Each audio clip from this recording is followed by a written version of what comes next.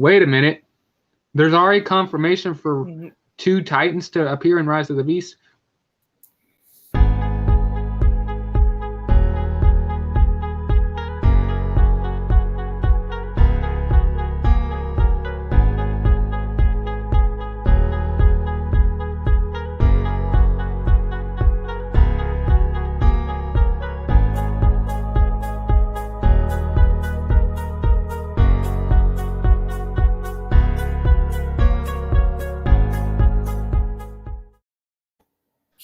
What's up, everybody? What's up, everybody, and welcome back to the Ghost of Lord Master Starscream. And yes, I did mean to start the stream just like that for a shocking type of moment.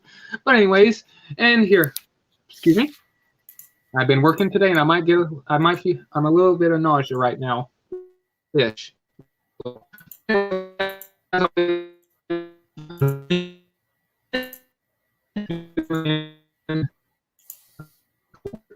Bro, you're lagging.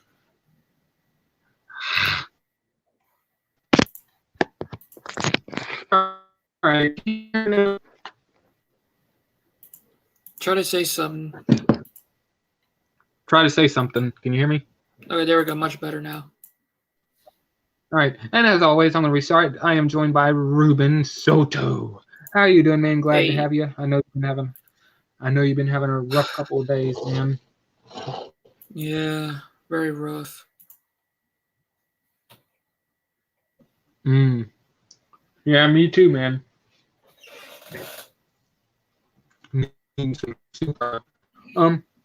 I've been having a rough couple of days myself, man. I've been working all day since this morning, or all day today, around 8 in the morning.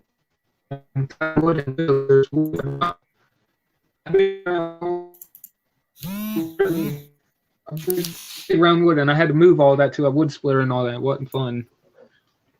My back is literally killing me right now. My legs are hurting. I feel like I'm paralyzed. Bruh.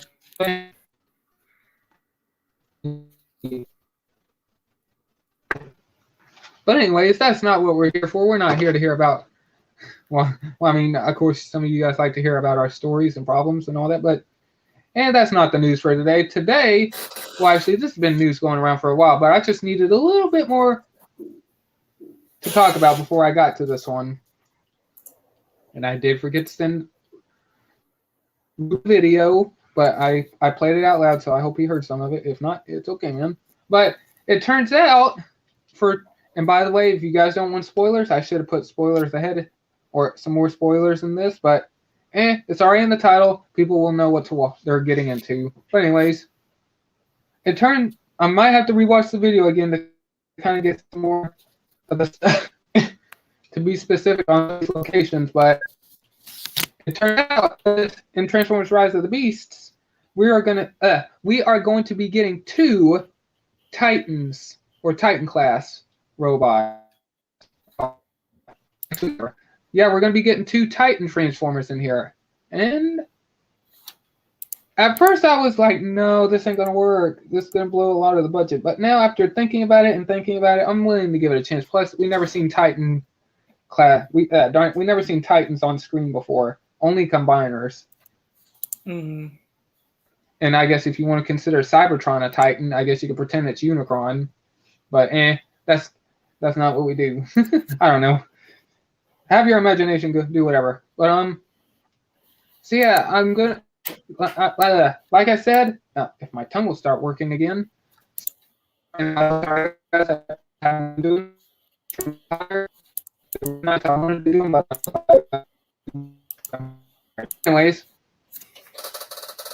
like I said, it turns out we're gonna be getting 2 Titans. I'm gonna save the best one for last because I think I know who it is. But it turns out the first Titan, and I think it was Peru, or news reporter from Peru that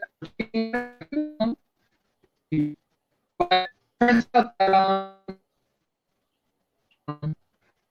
you're lagging right now. Ugh. Can you hear me now? Yeah. Okay, then it's my cables. anyways, yeah, if I start again, just let me know. But anyways, like I said, I think it was the Peru or news reporters from Peru that were talking about this. I could be wrong, but they were the ones that reported that I think a certain ancient ruin site, I think it's in Machu Picchu. I probably butchered that because, and for those who are in Peru watching this, correct me in the comments or anyone correct me. Excuse me. Excuse me again. And by the way, we have a headache. So, but yeah, I probably butchered that name, so my bad if I did. But yeah, there's gonna be a Titan in Machu Picchu. I think it's gonna be the Autobot one. So, and from the description, I don't know the full description. I don't know much about this, only from what I've been hearing. So I'll do my best to try to make sense of it. But I think the ancient ruin site, or that is going to transform into a golden Titan. And I was like, wait, what? Is there? And I would say this. I don't know if something underneath. Like I said, I don't know if there's something underneath the city, or trying to think,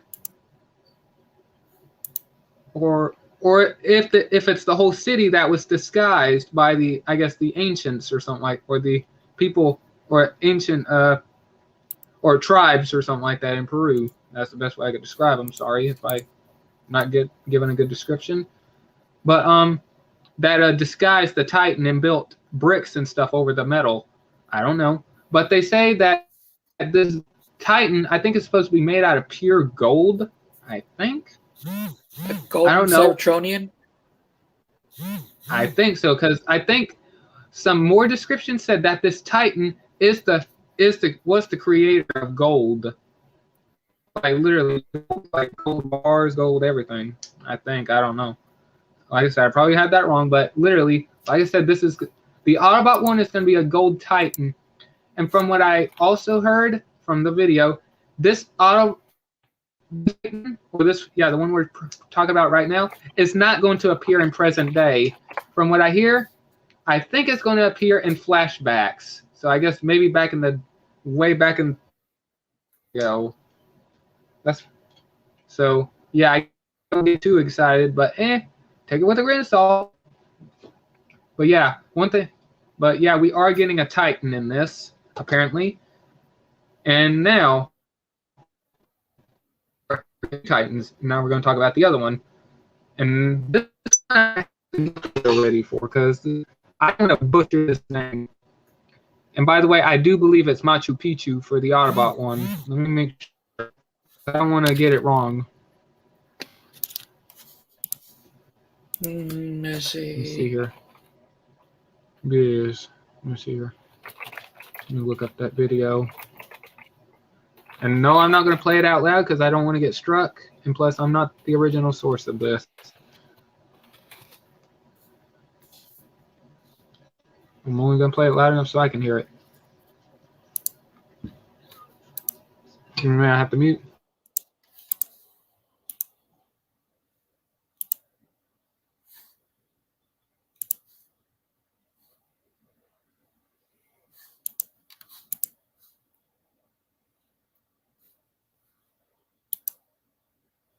Man.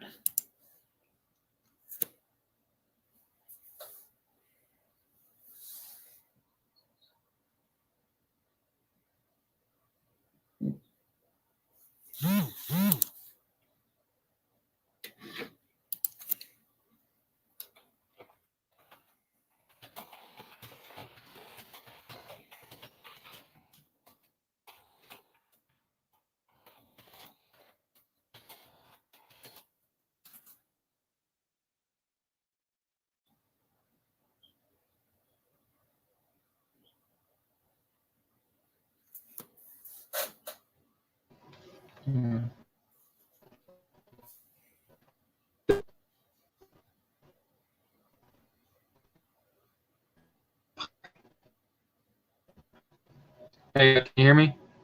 I can still hear you. I'm having issues. But yeah, All right, I'm gonna listen a little bit more. So.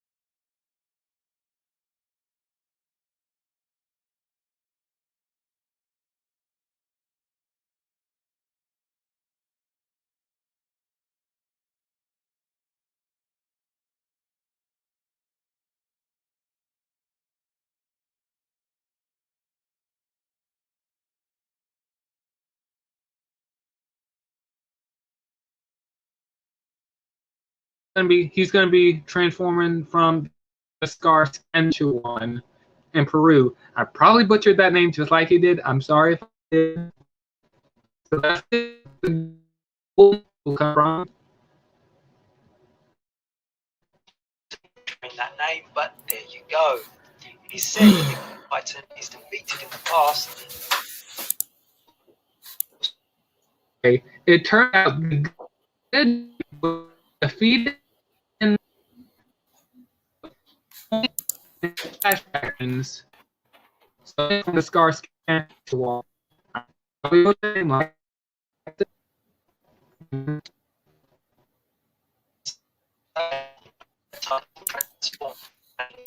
he has been called a big.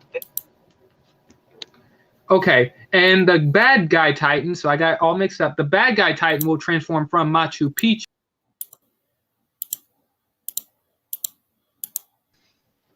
Why do I keep cutting in and out? What is wrong with me? Can you still hear me? Yeah, I can still hear you.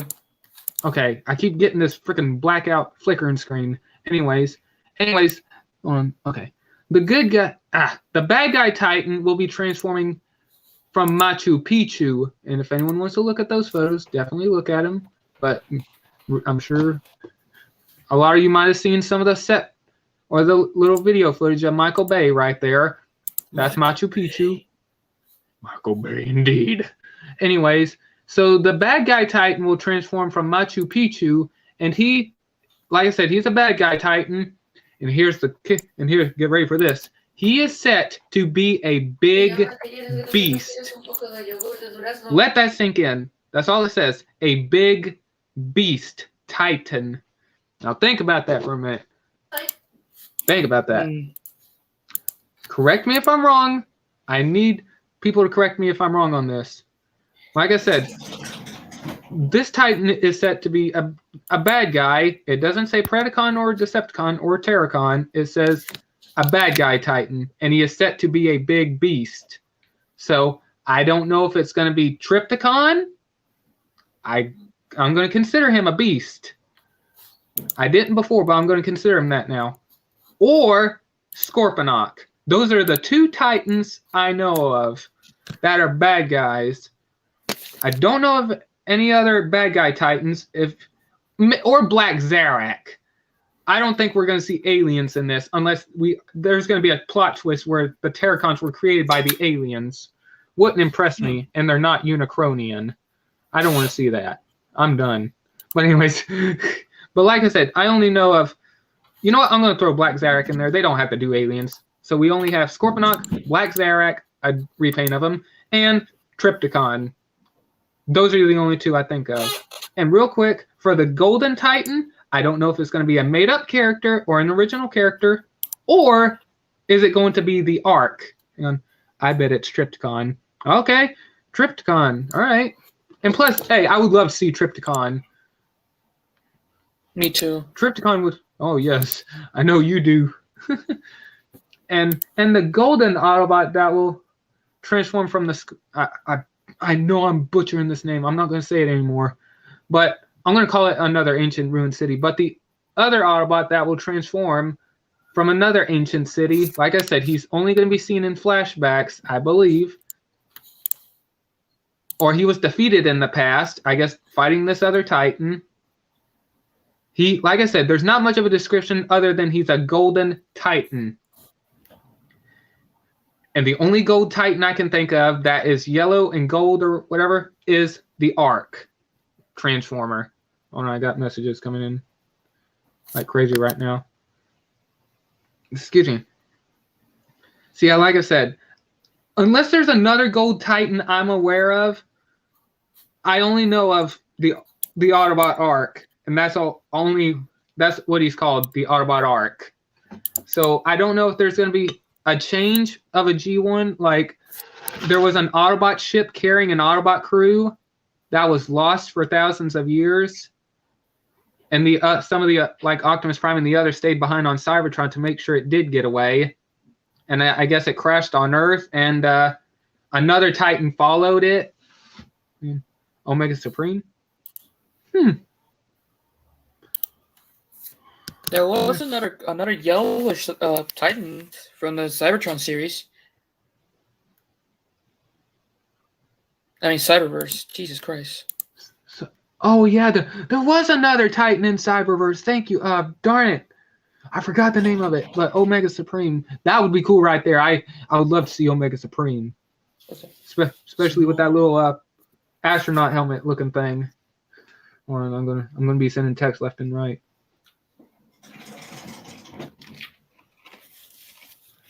I forgot the name of the Titan. Give me a minute. Man, they call me a Transformers fan. Hold on. I know it wasn't the one Titan that Mac Adams was keeping watch over, or making sure he wouldn't wake up again. I know it wasn't that one. Hold on, let me mute myself so I can do this.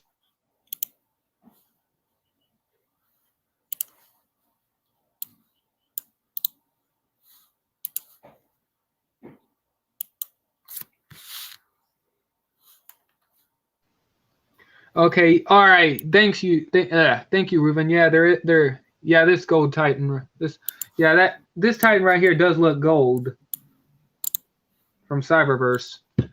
I can't read his name. I'm sorry.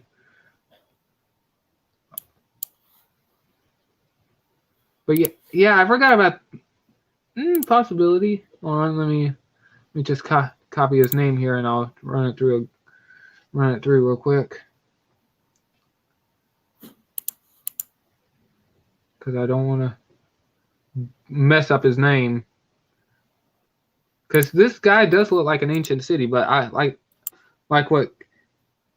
I hope King Venomzilla. Hopefully I got your name right. Omega Supreme ? Yeah, like I said, I'll be shocked if it's Omega Supreme that was defeated in the past. Ya descubrí que si volviste a comer. A minute. Darn it.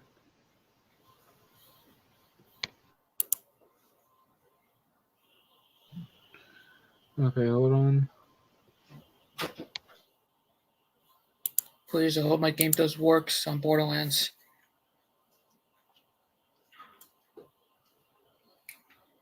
Okay, I'm probably gonna butcher this Titan's name from yeah, you got it. Oh, okay, good, man. All right, I'm probably gonna ruin this Titan's name from Cyberverse. Coronation. I don't know. I'm sorry if I butchered this Titan's name. I haven't seen Cyberverse in a while, but I did not think of that Titan. So I'll be shocked if they. If you want to Google it, just look up Transformers Cyberverse Titans. Yeah, hold on. I'm too old for dealing with this shit. I think it's. I don't know if it's French or something. No offense, people do speak French. Titans, motherfucker. The 3 Titans. So let's see. Does the one start with the C, I, or? It's the one that starts with a C, whichever one is gold. That is. Okay, then I'll use. Hold on a minute. I tried using Google Translate, but I think it's Coronation or Coronation. I'm sure. I'm probably butchering that Titan's name, but while he's doing that, yeah. I'll just say this: either the Aubot Arc, Omega Supreme, they might redo him. I mean, heck, they redone already Wheeljack and Mirage. They could, I guess, change Omega Supreme to actually. Hold on, for a minute I didn't think of that, man. King Venomzilla. It is Croatian. You're right. Coronation. Okay. Croatian. Okay. Croatian. God darn. Shoot. I'll say this. I only thought of Omega Supreme only having a little bit of yellow on him. I did not think of Transformers Animated Omega Supreme. He does have a lot of yellow on him. Okay. I guess so. Okay, a Golden Titan. So we either got the Arc, Omega Supreme, or Coronation. Oh, dude, you know what's kind of awesome for the Legacy What's that? series? What's Big that? Titan class Omega Supremes, but the animated series. Oh man, they better do that. They But I better don't be. know. If not, I'm about to whoop someone's ass. Oh my gosh, they might end up repainting the Arc, because I mean that's the closest thing we have to an Arc. Mm-hmm.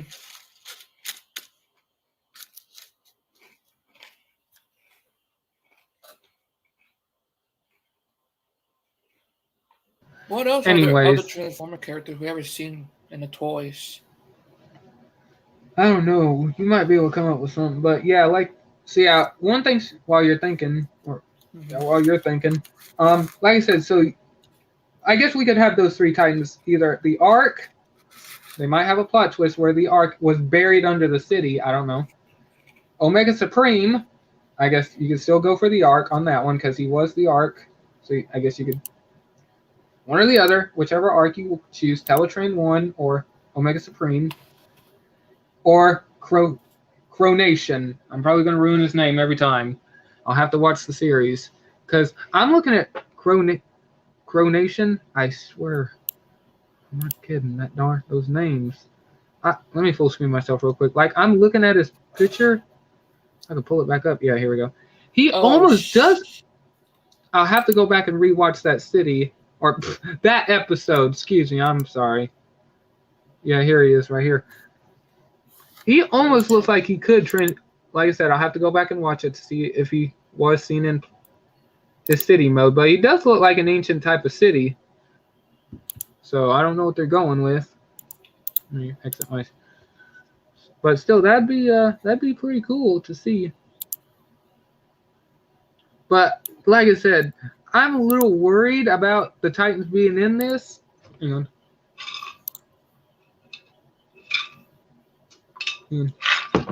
I wonder what happened to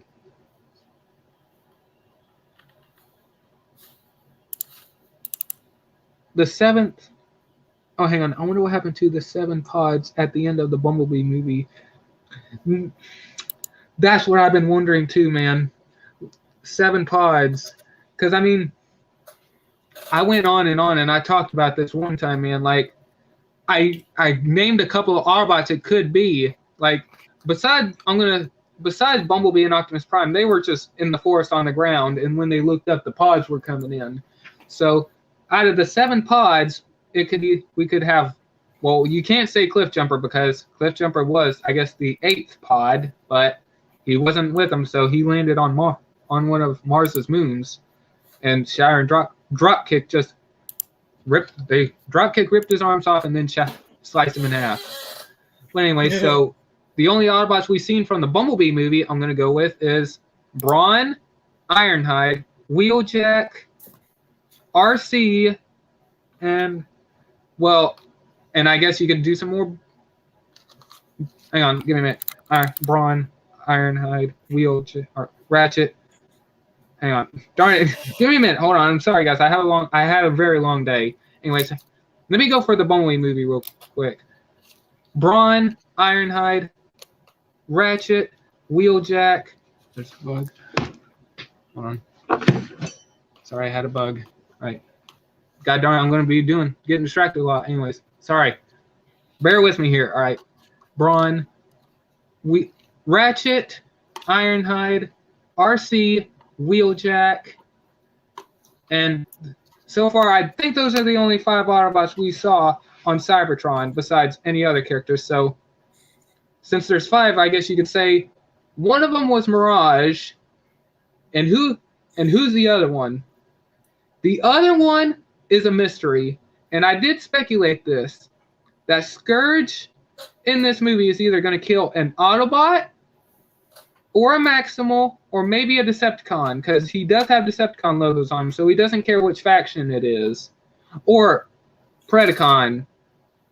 I don't see any Predacon logos on there. It makes me wonder why he's there. Is he hunting for a rare logo, like Predacons are extinct and he's looking for them?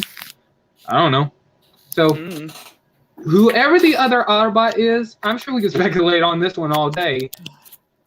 Like I said, out of the cast in the Bumblebee movie and Mirage, who's the other Autobot?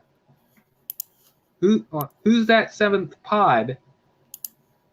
Is either an Autobot that's going to bite the dust, or was there a error in the movie that they decided to add in Cliffjumper in there? I don't know, but I don't know. Oh gosh, but and so far, or is it just a regular Autobot trooper? I don't know. Oh shit! Yeah, you better be done. And plus, we only saw a couple of Autobots on the launch pad, and they'll get into the escape pods, unless there was another Autobot. But they said there are other Autobots scattered across the galaxy, so I guess they met up with a couple of them, like Mirage and whoever the other one is. Maybe Hound? I don't know. I guess you could throw in Hound to have some, I guess, and maybe one of the G1 characters. I don't know. You can't add Cliffjumper because he's gone. Unless they're gonna make a joke that Cliffjumper just created a hologram of himself and just faked his own death. I don't know, but I am wondering who's in the seventh pod. Probably an Autobot that'll bite the dust, and also for what happened to them. And yeah, I wonder what happened. Here's what I think. I think after they landed on Earth, of course the humans are going to probably find those darn escape pods. They probably couldn't get past, unless somehow they did get past the satellites, if there's satellites in this era. They're probably going to find those escape pods, and also, not only that, if the military finds them, they're going to be hunting for those Autobots, that whatever was in those escape pods. So they probably scanned some vehicle modes, like some of them went to different states, just to spread out and hide. And I guess Optimus Prime will only take a hand, like only 5 Autobots we're getting in this movie, plus the Beast characters, because I think they want to keep it like Transformers 2007, just have 5 Autobots instead of endangering his other men that are currently hiding. So right now in Rise of the Beast, we have Optimus Prime, Mirage, Bumblebee, RC, and I know a lot of people, I think this has already been confirmed, the Volkswagen Bug is Wheeljack. I know a lot of people are going to be very, very unhappy about that, but I'm willing to give it a chance. I know you do, man. And I respect your opinion. I'm not happy with it myself, but I know a lot of other people will be. I already talked to someone on TikTok that was literally very unhappy about it. But hey, I mean, they already did. If they're gonna do Wheeljack as a Volkswagen van, they already changed Mirage's vehicle mode. So, and I do have a speculation I'll get to in a minute, real quick. But yeah, so I think Prime is just gonna take those 5 Autobots, and plus the reason why they're just gonna do 5 is because they have to add in the Beast Wars cast. And they don't want to add in so many Autobots. And not... So, yeah, I think... Like I said, so far, the only Beast... those are the 5 Autobots. And so far, if you're getting... Out of the Beast Wars cast, it's Primal, Air Razor, Rhinox, and Cheetor. Those are the 4 Maximals. I don't know if Rat Trap will be in here, but if Rat Trap is in here, then you have 10 good guys. And for the Terracons... Hold on, let me take out Rat Trap for a minute. Literally, it's 9 against 3. 3 Predacons, but also the Decepticons will be in here, so I guess... But so far, it's Hunger, Nightbird, and Scourge. So... Anyways. But as for you wondering what happened to the other pods, I think that's what happened. And plus, maybe we'll get like a post-credit scene. And how are you? Hey, I'm doing good. And by the way, I know who you are. I'm gonna try to reach out to you. I had a little bit of a issue with my devices. I already got it fixed. Sorry about all that. Anyways, and just letting you know, I got my Instagram fixed. I've been having some issues. But all right. Besides that, excuse me. I think we're either gonna get an ending scene on this one or a post-credit scene where Optimus Prime will go back to the U.S. like the Maximals and all that. The Maximals and Predacons will stay in Peru and have their battle. I speculated on this.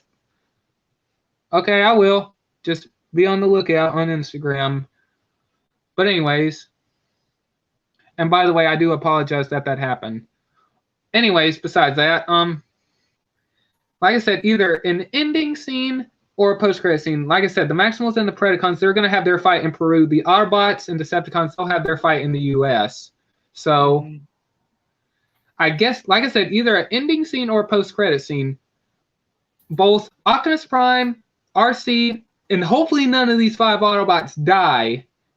If one of them dies, it better not be RC. Mirage, okay. I know a lot of people are going to probably hate me for that, but I'm just literally picking from the group. I know a lot of people might not want Wheeljack to die because we already seen him die in Dark of the Moon. It was cute, but yeah, that sucks. What you Well, better kill yeah. Mr. Albert Einstein looking ass, bitch. What's up? Nothing much.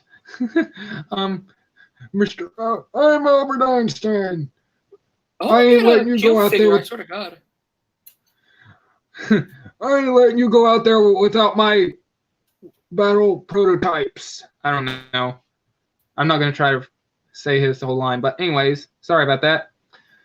So, like I said, I'm going to hope all the Autobots survive. So all 5 of the Autobots survive. They'll go back to the United States. And I guess we'll have the same thing. Oh, yeah, you can join in, TF. Give me a minute. I'll send out the link. And whoever wants to join in, I'm going to put a link out there. You're more than welcome to come in and share your opinions. You don't have to have your camera on. You're more than welcome to. I'll send out the link in a minute. But anyways, like I said, we'll be getting, like in the post-credit scene, we'll do that. All the Autobots are, I guess you could have a repeat of the Bumblebee movie where they're all in the forest and Optimus Prime does the Age of Extinction thing, calling all Autobots. Meet us here in this area, or meet us in the desert, meet us in the forest, meet us somewhere where there's no humans around. Just meet us here. Meet us at the street. And then all. Oh my fucking God! Oh, I'm pointing the wrong direction. And you could have a Transformers 2007 reference instead of all the like Optimus Prime and all of them rolling up. You could have like all 5 of the Autobots in Bumblebee's place where they all roll up and you see all the headlights coming from the fog. It could be in the middle of the night or the daytime. All these other cars are converging on each other from different directions. And you see Brawn transform. You see Ironhide. You see Ratchet. You see all of them transform. And Optimus Prime gives a speech. Cut to black. Boom. Everyone's getting a link now. Hop on in. Share your opinions on what you think about the Titans going to be in this movie. Give us your speculation. I'm sending out the link. Hopefully it'll be in 3, 2, 1. Hop on in. Remember, no. And if you're new here, don't have any music playing in the background. Don't have any TVs on or something. Well, I mean, if you're going to have your TV on, just make sure it's low because we all know how YouTube is. I'm going to straighten out. I'm going to fix my banners right now so I could have a perfect layout for everyone. Oh, hold on. Oh my God, so many. Sorry, I had a bug on my desk. It was trying to eat me. What the fuck? I don't tolerate bugs. I hate cockroaches. Oh shit! A cockroach! We got a cockroach! And by the way, hey, please look up that video. That guy's really funny. He does stuff. He did a couple of videos like with a cockroach, a rat, and a spider, and a ghost, and all that. And demons. It's pretty No, I think funny. it was a ghost. No, he also did one with a demon too. Oh yeah. Oh shit, a demon. God damn it, not Okay. now. I'm gonna check on. All right. Like I said, everyone's more than welcome to hop on in. But anyways, like I said, you could have a post-credit scene like that. That'd be awesome. We're all like in Transformers 2007. And also in this movie, I want to see a repeat for Starscream. Like Starscream is among the Decepticons on Earth. All the Decepticons get wiped out, probably either by Scourge or all of the Maximals and the Autobots. And Starscream is the only one that's left to get away. And you could have Starscream just and maybe have 3 post-credit scenes or just 2. You could have the Autobot one at the very end if you want, but Starscream, like in Transformers 2007, he leaves the Earth's atmosphere, and he's, I guess, instead of saying something in an alien language, you could have him say, "I'll be back." And then you could have the very last post-credit scene of Starscream, I guess, ending up on Cybertron, delivering a message to either Soundwave, Shockwave, or Megatron. And please let it be Megatron.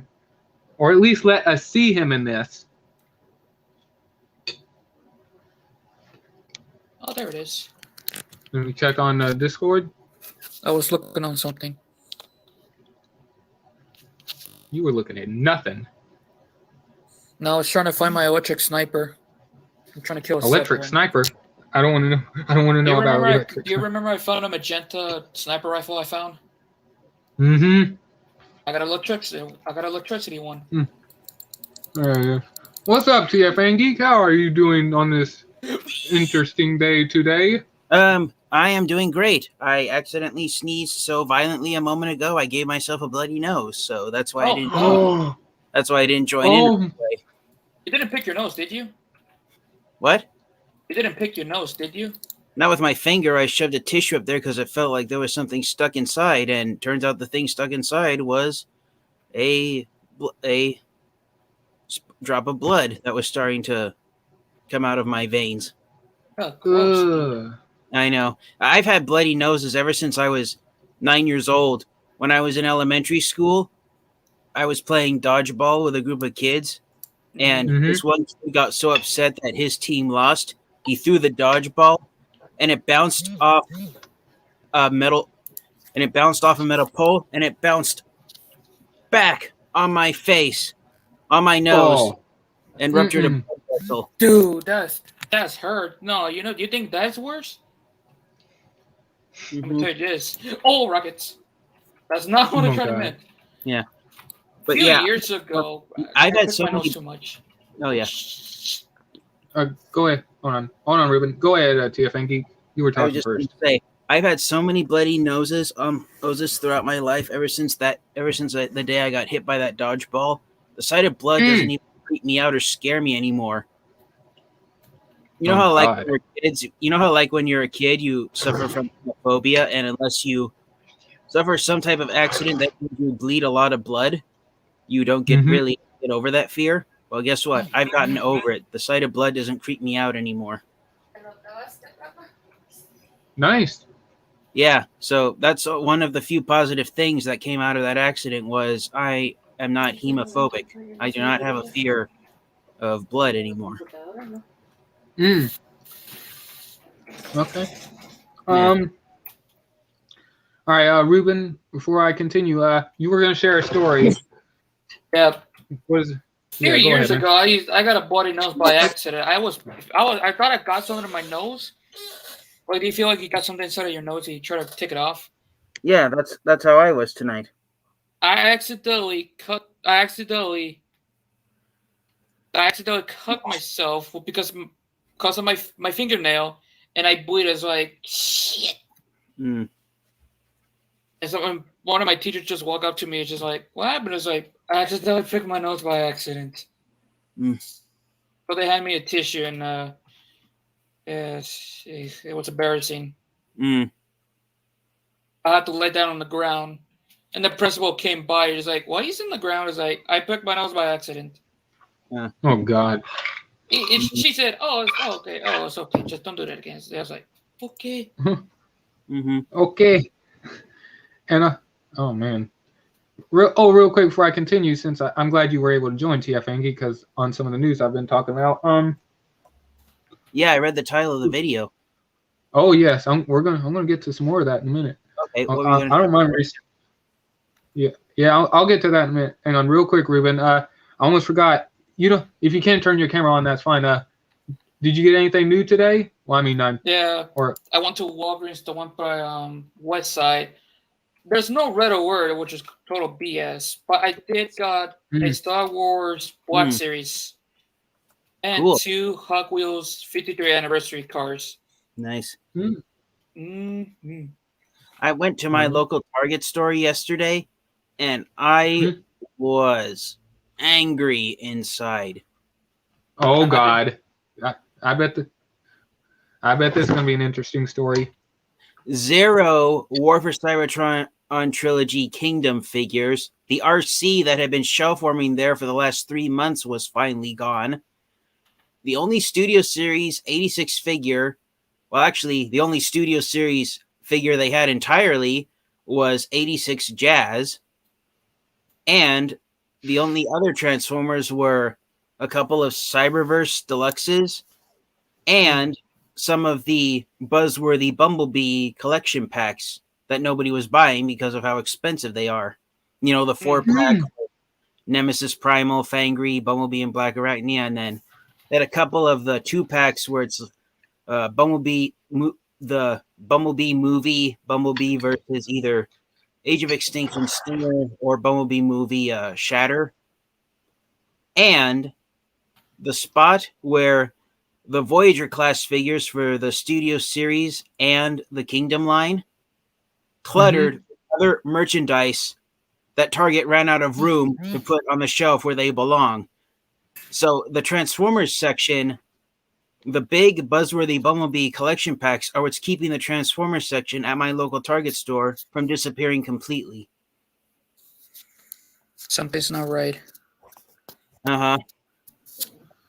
What's not? Oh God, the RC too. Uh-huh. They actually took one of the tags for the Kingdom Deluxe class figures and put a Batman sticker on it and had Batman figures hanging from there. Are you serious? What is this? The Transformers section of my local Target store was this wide. Now, it's this. The small? It's almost disappeared. I'm not kidding. God damn, what is wrong with people today? It's only the bottom shelf with the buzzworthy Bumblebee collection packs that's keeping it from disappearing completely. That is sad. And speaking of the Deluxe Cyberverse Deluxes, I still need to get the others.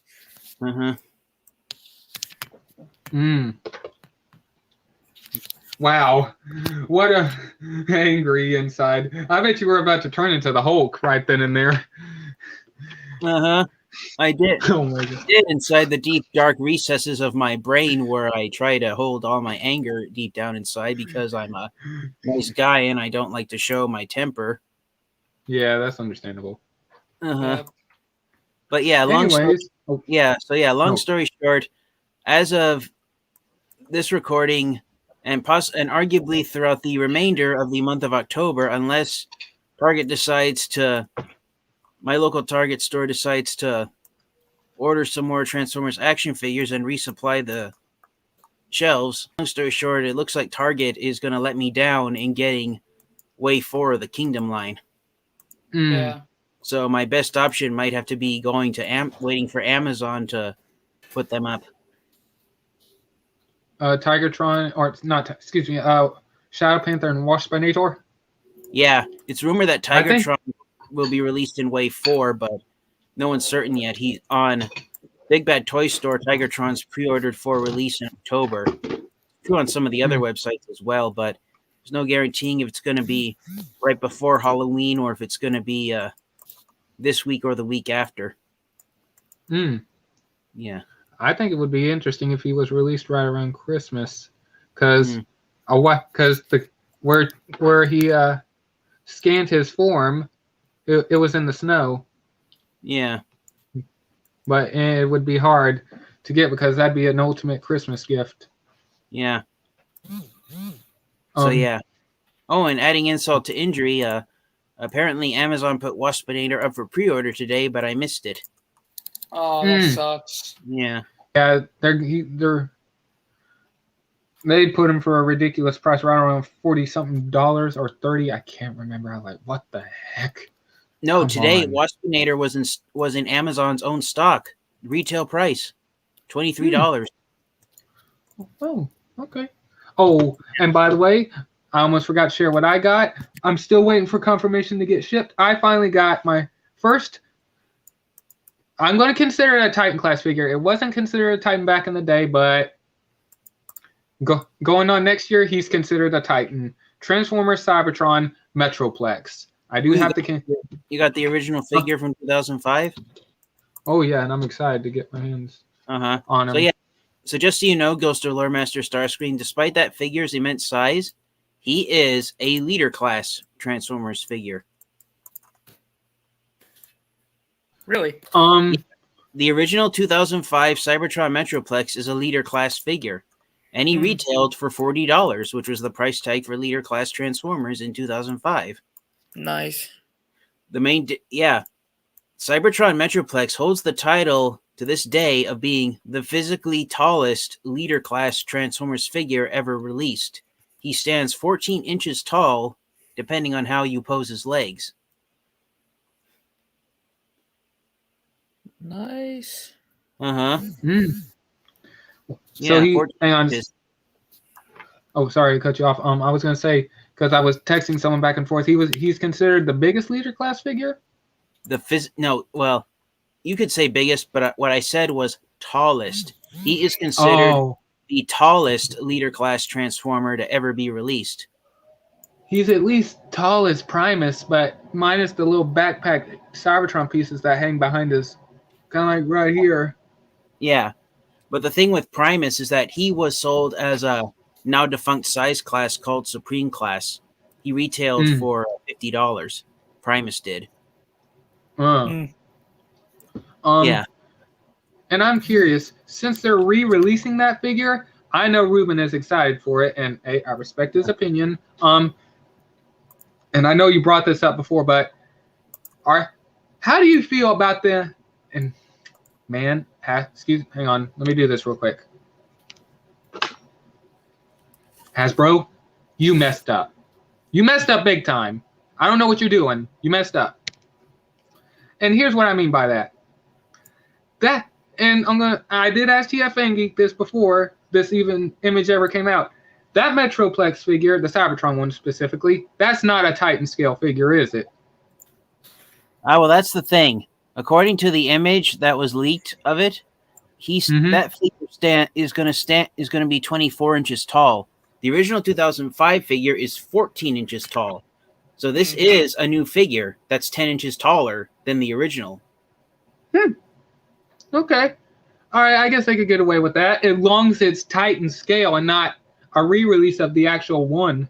Yeah, well, 24 inches tall is 24 inches is the height of Fortress Maximus and Trypticon.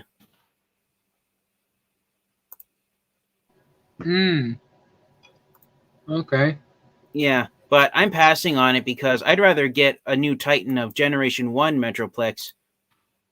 I'd rather get a reissue of the 2013 Generation 1 Titan class Metroplex figure than get a new version of the Cybertron figure. And one of the reasons why I think the original figure, it's actually something that a lot of the figures in the Generations line suffer from. Going by the one photo of the upcoming Cybertron Metroplex Titan class figure, it is lacking two accessory pieces that the original figure came with.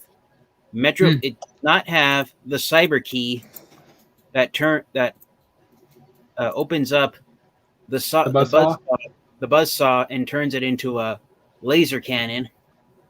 And the new version of Cybertron Metroplex does not have his Minicon partner drill bit. Yeah. And also, I'm going to show up.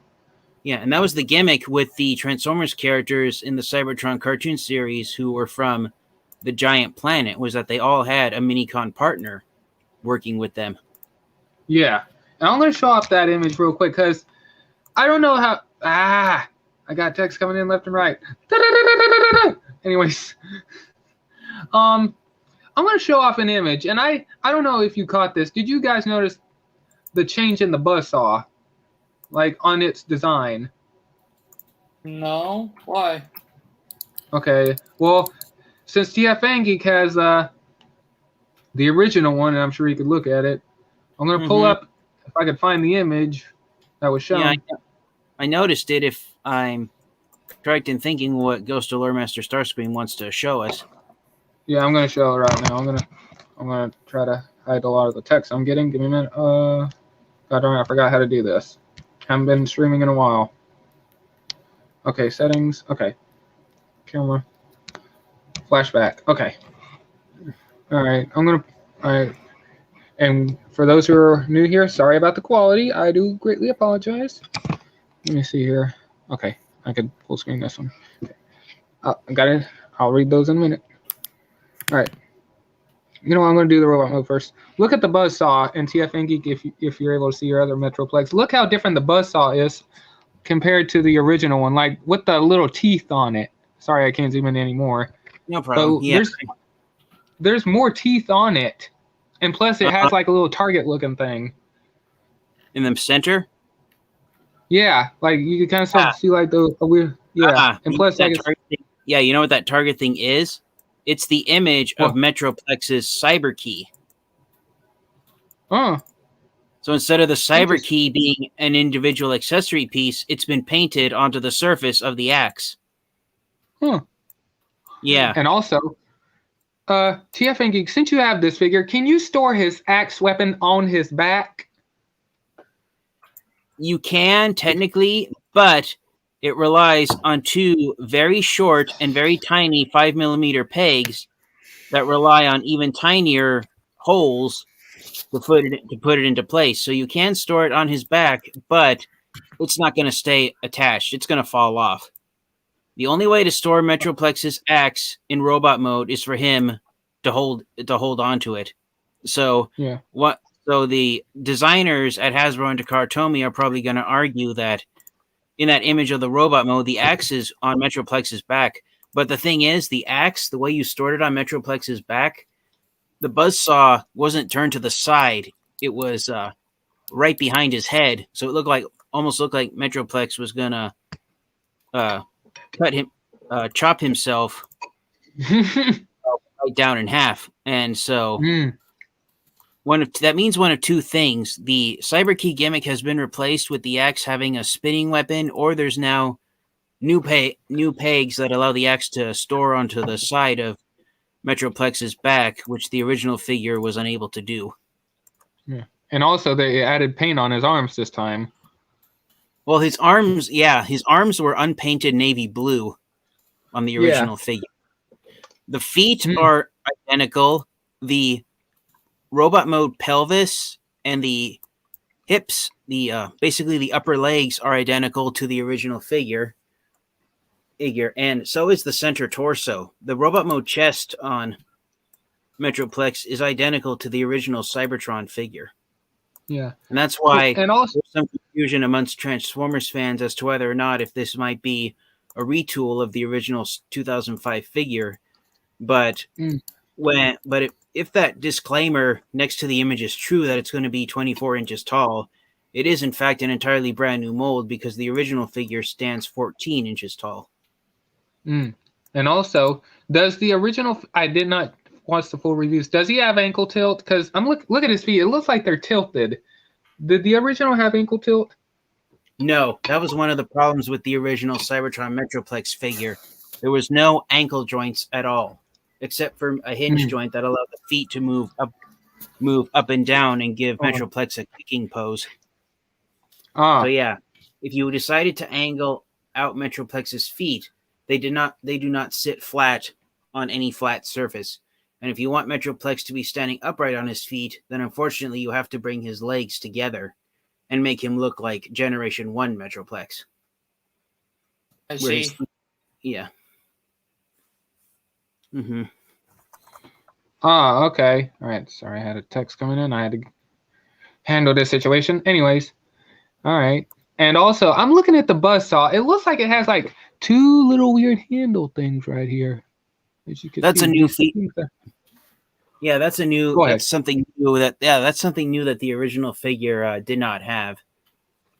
But the main reason why it has that is that third mode right there. Yeah, this weird. And it looks like you could split the axe thing in half. Like you could take off the buzzsaw and the claw hand. It's kind of hard to tell. Yeah, but it looks like it's kind of hard to tell. Really hard. The thing with the axe weapon is that it had it's either 3 or 4 articulated joints that would allow it to move up and down, because the other end is an excavator shovel. Yeah. So Cybertron Metroplex actually has his axe weapon, a buzzsaw, and a digging shovel. Excuse me, my throat's a little dry, so if I cough because I'm a little dehydrated right now. But yes. Oh, it's all good, man. Yeah, but the reason why Metroplex has that weird third mode, they're calling it work table mode. Oh, God. Yeah, that's what they're calling it, work table mode.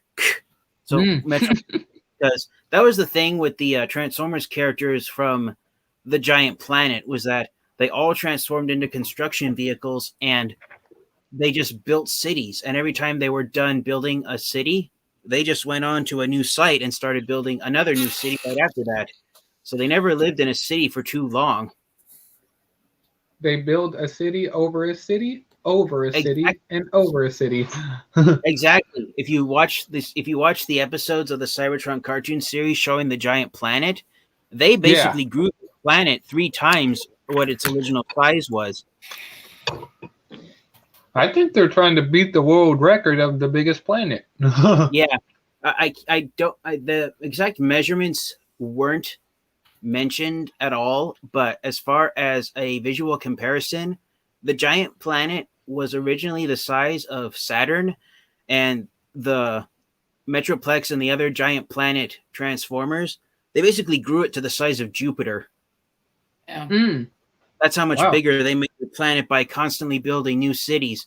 And when the entire surface of the planet was in nothing but cities, they put giant stilts and platforms and built the new cities on top of that. And so they added layer after layer of it. Kind of almost like a peaceful version of the Death Star, if that makes sense. Yeah. Yeah. But yeah, Cybertron Metroplex figure, it did technically have a third mode, but it was kind of a little silly, the third mode.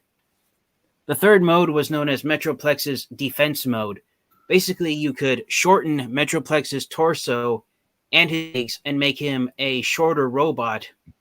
Yeah. And that was known as his defense mode.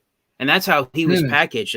That's why he was sold as a leader class figure. Because you can shorten his legs, and shorten his torso and make him a shorter robot.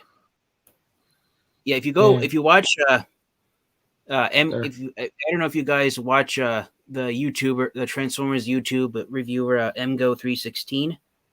Oh yes, definitely. Yeah, in his review of the original Cybertron Metroplex figure, he shows off the smaller defense mode, robot mode that Metroplex has.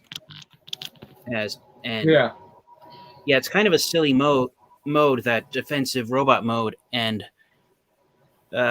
going by that work table mode that's been invented for it, it looks like Metroplex could transform into that smaller defensive robot mode, but Hasbro and Takara told me went the extra mile, because in Metroplex's defense mode, he doesn't have his axe weapon, and even in the product photos, it shows his only weapon was attaching his minicon partner drill bit to his arm and relying on the 2 drills that drill bit has coming out of him as his means of defense. That's come because that's one of the things in the Cybertron Toon series, was that just like in the Generation 1 series, Optimus Prime's trailer would disappear whenever he transformed into his... In the Cybertron cartoon series, Metroplex's axe would spontaneously disappear, and then it would just reappear at Metroplex's convenience whenever he.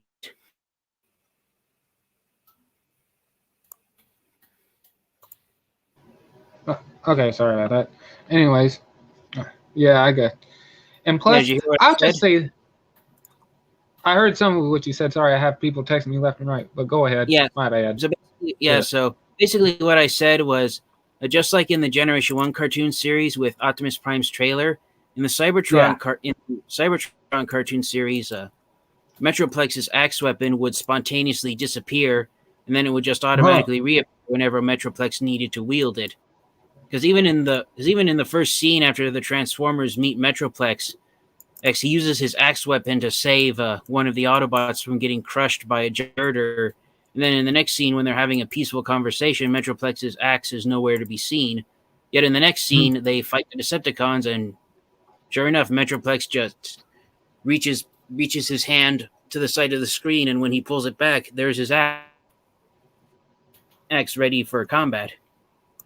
Is he trying to be Thor or something? Wow. And by the way, is it me? I'm curious what you guys think. It was considering how big this axe. Hang on.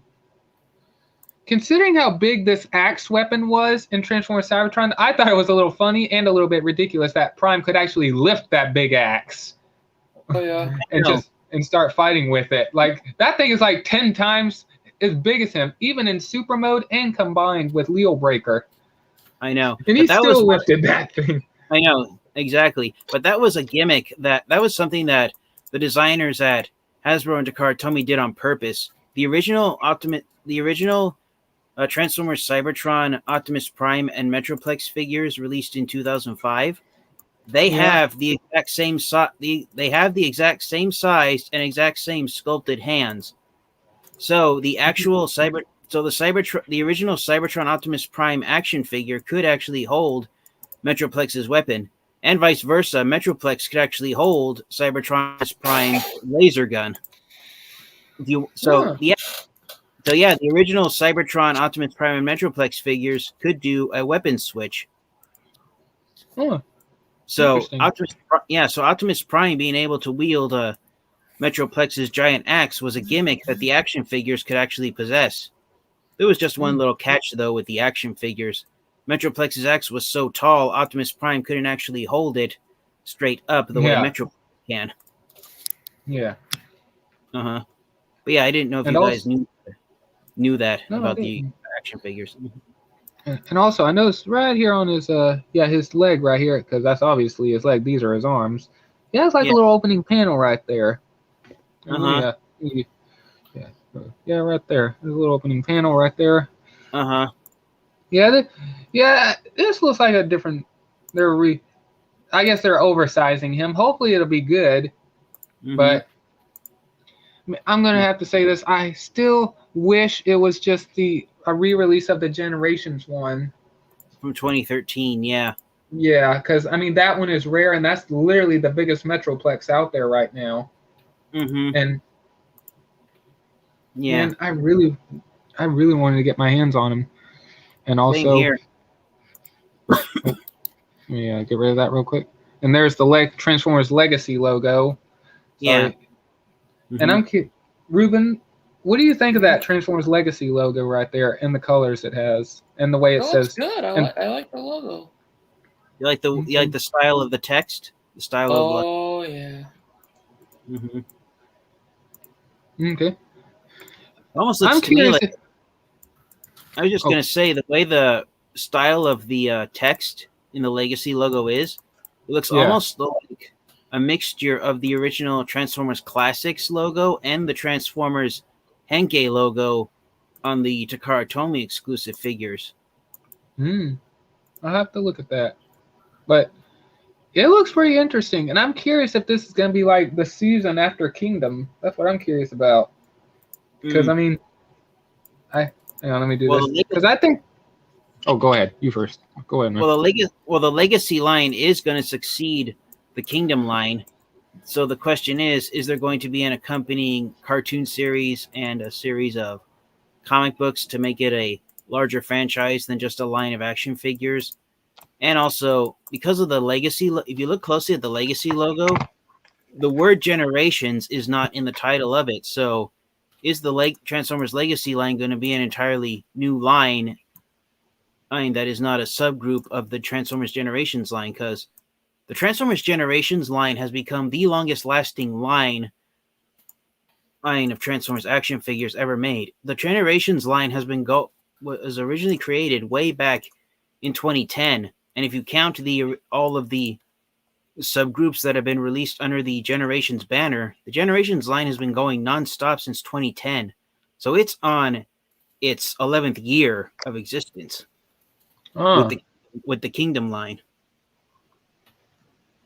Okay. Yeah. Okay, all right.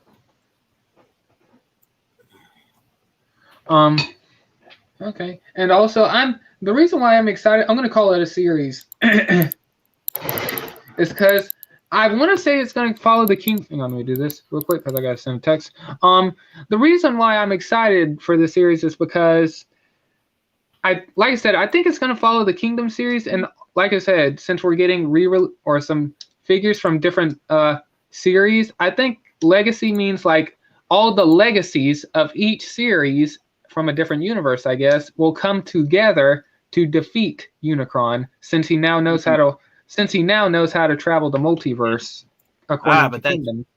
Yeah, and that's one of the main questions that Transformers fans and collectors are asking.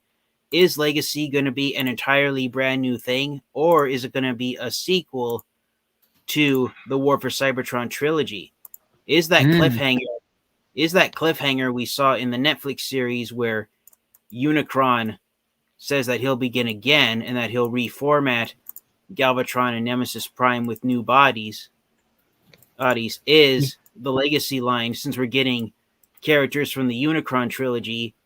Is Transformers Legacy going to be a sequel to the War for Cybertron trilogy where the threat, instead of being Prime and Megatron's war, is the biggest threat going to be Unicron? Or is Legacy going to be its own entire new thing? And is Legacy going to be part of a new trilogy? The way we got the Prime Wars trilogy and the War for Cybertron trilogy with Combiner Wars, Titans Return, Power of the Primes, Siege, Earthrise, and Kingdom. Okay. Those are all the questions right now that fans and collectors are asking, which most likely won't be answered until, I'd say, another 1 to 2 years from now. Yeah. Or I think it'll start all this. Maybe the series will come out next year along with the figures. Maybe we'll see. Mm-hmm. And also, and I'm sure you, TFN Geek, and I definitely do need your help on this one, because because this one might be fun for you to have speculation on. And yeah, as the title suggests or says in this video, yes, we are, if I'm not mistaken, like what the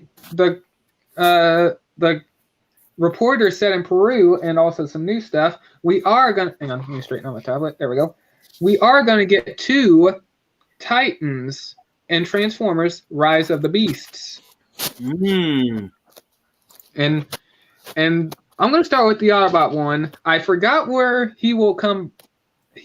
Where he's from. I said the name and I butchered the name probably, and I'm sorry for those who live in Peru about that. But all right, I'm gonna do the good guy Titan, because this one I could definitely use help on, and then we'll go to the interesting one, the bad guy one. Okay, the Autobot one. From what I heard on this one, like I said, I don't remember what. I know they filmed in this part. They filmed in this area in Peru, but I know it's not Machu Picchu, because we'll get to that in a minute. But if you look at the city on how it's built, I'm gonna have to put you know what? I'm gonna see if I could put the video in the description of the video if anyone wants to check it out. The guy says the name and everything. Give me a minute. Let me make sure it's muted. Okay, almost. All right, let me copy a link real quick, and I'll put it in the chat. If any of you guys want to go back and rewatch it, you can. you get a little bit more information for speculation. All right, there it is. It's in the chat. All right. Okay, the Autobot Titan. I think he's going to be an ancient ruined city that rocks or whatever are built over him, I believe, or he's under the city. I don't know. Like I said, check out the video if you want. But I believe the reporter said that he's going to be a golden Autobot Titan. So I don't know if it's going to be a made-up character. And also, real quick, I'm going to go back to King Venomzilla. Whenever I was talking about him, he said Omega Supreme ? And I did not think it would be Omega Supreme because, one, I don't ever remember Omega Supreme having full yellow until I thought about Transformers Animated. You can just give them gold. So it's either, and like I said, I don't know any other Titans. Maybe you could correct me. Omega Supreme, the Autobot Arc, even though they're two arcs, who knows? Maybe a version of the arc did leave Cybertron, but Prime and the others stayed behind during the Bumblebee movie. But either Omega Supreme arc or the Autobot arc from Kingdom, or I forgot the name of the Titan that was in Transformers Cyberverse. Chronon? Or, what did you say, Ruben, if you remember? I don't know if I forgot. No, please. He's wrapped up his video game. Yeah, I don't remember the core. I'll just show a picture of him because I'm not going to try to say his name because I'm literally going to blow a circuit. Oh my gosh. All right, here it is. Hopefully I don't get a text during this, but this Titan right here. Yeah, that Titan from Cyberverse. I don't remember his name either. And there it is. Right. Yeah, Croatan. Yeah. Yeah. So, and I looked up the island of Croatia. Yeah. Yeah, Croatan. Yeah. So yeah, I look at him and he looks like he could be one of the ancient ruined cities. So, and he does have gold on him. So, there's another bug. Got him. Hey, at least you have bugs, spiders in my house. I don't want to deal with spiders. I can't. I have Yeah, go ahead. Oh no, go ahead because we're going to continue. Yeah. Okay. So yeah, it's either Omega Supreme, the Arc, or Croatan. Those are the only three golden Titans I can think of. Unless there's another Autobot Titan that is gold, those are the only three I could think of. And unless they're going to come up with an original character. I wouldn't mind if they do a golden repaint of the Generations Metroplex figure. Okay. And now, I saved this one for last. This one has been given a good description.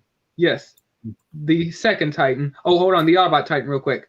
From what I heard, I don't think he's going to play much of a role in this movie, but he was a Titan Autobot that fell, and we will only see him in flashback scenes.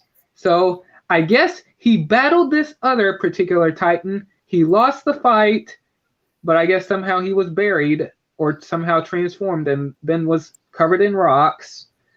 So I don't know. I think we're only going to see this particular Autobot in flashback scenes, but we'll have to wait and see until more information comes.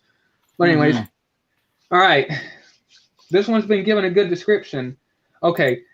And we all seen Michael Bay on the mountain of Machu Picchu. Hopefully I said it right. And we all saw that nice ancient ruined city looking thing. And they've been filming here for quite some time. All right. This particular bad guy Titan is going to rise from Machu Picchu.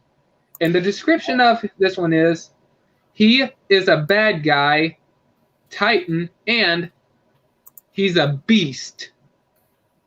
Trypticon or Scorponok. Those are the only two beasts I could think of. And, or Scorponok's repaint, Black Zarak. Thank you. I almost forgot about that one. I mentioned him a while ago. Thank you. You don't have to do the aliens. I guess redo his story a bit, if you want to. Mm-hmm. You know what a minute? Yeah, I forgot about. Yeah, I just remembered that. Thank you, man. And King Venomzilla said, I bet it's Trypticon. And Ruben, what did you say? You wanted. I think you said Trypticon. I can't remember. Yeah, I think I said Trypticon. Okay. Well, since it's a beast, the reason why I think I'm only considering Trypticon a beast is because T-Rex Megatron, he said, convert back to beast mode. So he considers his T-Rex form a beast mode. So that's why I'm going to consider Trypticon a beast. And so yeah, it's either Trypticon, Black Zarak, or Scorponok. Well, technically there is another character I can think of that it could be, but I don't know if we'd be ready for this character. Oh man, let me get my Google ready. I probably don't know this one.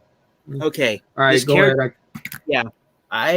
Since it's a Titan that might be a beast, bear in mind for a second, this character wasn't a Titan in the Generation 1 line, but the figure was pretty large. I'd say it was on par with Power Optimus Prime.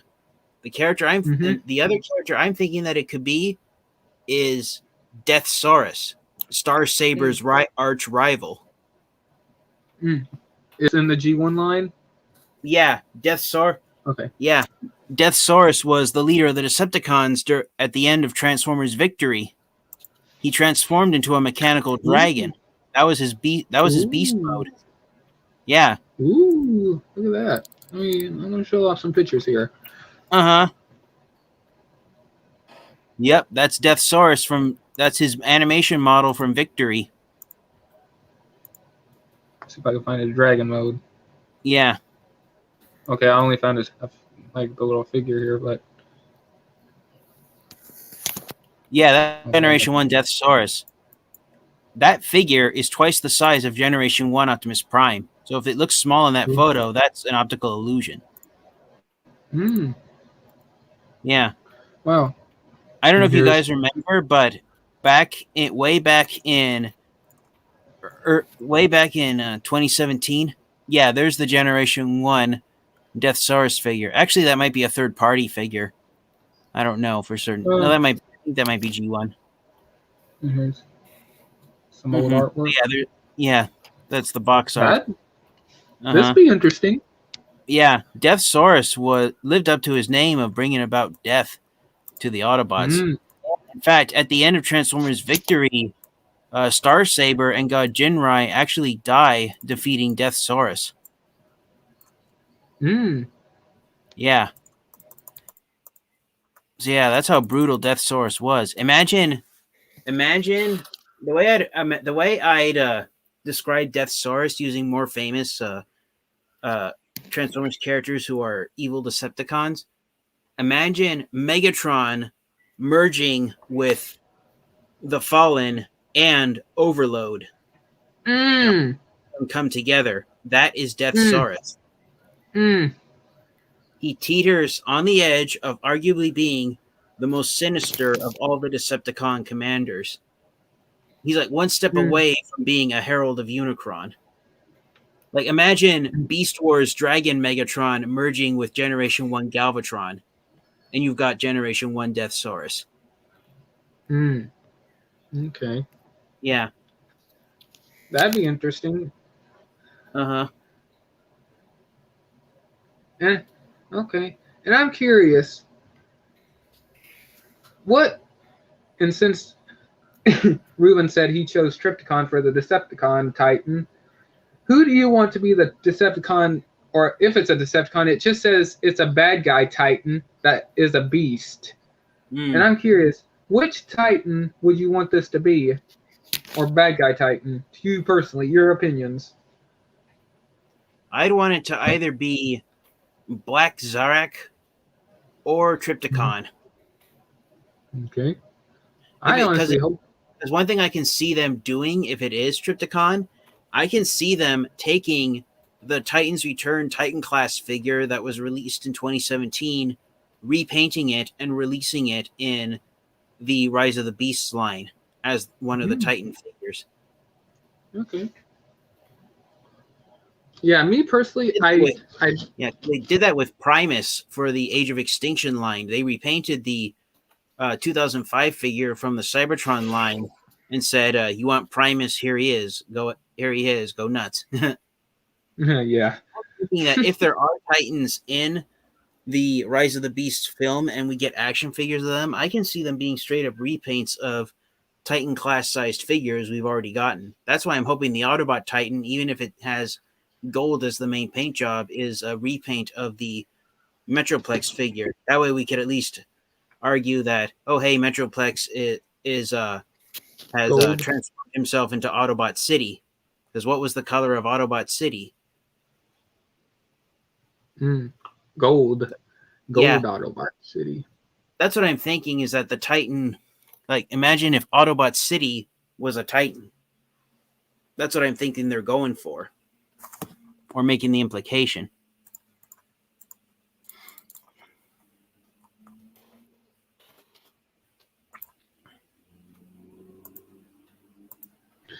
Okay. And yeah, me personally, I do want it to be Trypticon. I think I mentioned Scorponok before, but after giving it some thought, I want to see Trypticon. Plus, I think he would be. I don't think Scorponok is much of a threat. I could see Trypticon because, well, even though Starscream merged with him, or yeah, his ghost merged with Trypticon's body in the Power of the Prime, or the Titans Return series. I could see him, like, seeing how he was like a big threat, even though Starscream's ghost was in him. I could still see Trypticon being a big threat besides Scorponok, like considering the damage he could do. Plus, he has big shoulder cannons.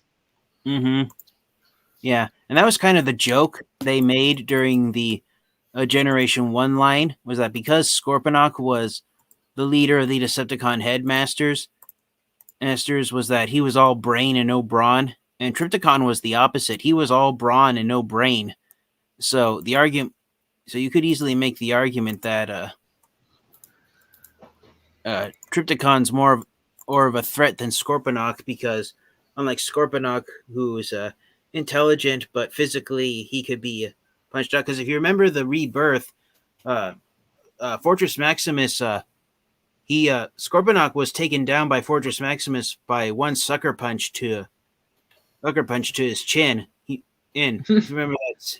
Because they use that scene in the end credits of the Rebirth where Fortress Maximus, he gives Scorponok a one punch, and he apparently and Fortress Maximus punched Scorponok so hard when he fell back to the ground, Scorponok transformed into his base mode.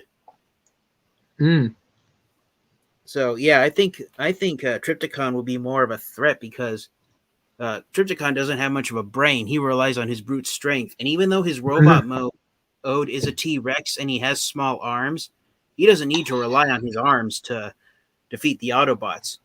He's got his mouth with with not one but two laser cannons. He's got a laser cannon coming out of his nose and the back of his throat.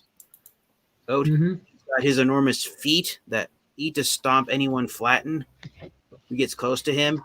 His tail can be used as a battering club, and it has laser cannons on itself if the tail fails to whack someone down. So yeah, Trypticon, I believe, is a more dangerous Titan than Scorponok because unlike Scorponok, because Trypticon doesn't have much of a brain, it's pretty hard to control him and prevent him from going on a rampage. Oh, yeah. And also, I'm going to show some footage in a minute because I think there's going to be a part where I think that a city might have to be evacuated after thinking about that now. I'll show that in a minute. But, yeah, like I said, I really want to see Trypticon in this. And I'm curious, to you guys personally, in your opinions, do you want... Okay, we already got Terracons. I'm only going to add in new stuff. We already got Terracons, Maximals, and Predacons. And now we're getting Titans. How do you feel about that? Do you think we should have Titans in this movie? Or do you think it's a good opportunity to put them on the big... Or, hang on, excuse me. Do you think it's a... Do you think they should be in the movie or no? You personally. Yes. Okay. I wouldn't mind. yes, I wouldn't mind if they appeared in the film, even if it's for a brief appearance, because I think what Hasbro and Takara Tomy are going to try and do with the Legacy line is they're not only going to bring characters from the different series that were released in previous years, but they're also going to, I think, try and test the waters, so to speak, by seeing how many Transformers characters. Excuse me for a second. Sorry for muting myself. I had to sneeze. I think, all good. yeah, I think they're going to test the waters by seeing how many Transformers characters that are gimmick Transformers that they can release. And what I mean by gimmicks is anyone that's not a normal Transformer where the only gimmick they have is transforming into a vehicle. For gimmick Transformers, you've got the Combiners, the Titans, the Headmasters. You've got Beast Formers from the Beast Wars series, and you've got Triple Changers, and I think that's what they're going to try and do, is see how many gimmick Transformers they can bring together to try and tell a compelling story of like showing how many different types of transformations the Transformers possess. That's just my opinion. And okay. And also, I guess regardless if the film was going to fail, I bet they were like, you know what, this film could end up failing because of the pandemic. So I think we need to go all out. We already gave them Combiners, and now we're giving them Beast Wars characters. We need to go all out. Put in the Titans, because this may never happen. And we'll see, and we'll play our cards with it, and we'll gamble with this. We'll see if we win this. That kind of thing. Yeah, because they kind of did do that, bringing Titans, Combiners, and Beasts together. They already did that in the past in one of my favorite episodes of the G1 cartoon series, Call of the Primitives. Remember that episode where the who had a beast, either had a type of beast for either their robot or alternate mode? Yeah, Call of the Primitives is one of my favorite episodes of the Generation 1 cartoon series. So I think I was going to quickly say, I believe, I could be wrong, I think they said they're going to take some ideas from that episode and put it in this movie. I think this is what this whole movie is based off of, from what I think I heard from the rumors. They're going off of that. Yeah. And I'm going to show this real quick. Hopefully I don't get nipped in the... I already done this before, but hopefully I don't get caught with this, because I already showed footage before, but I just need to keep the sound muted. But there was some footage.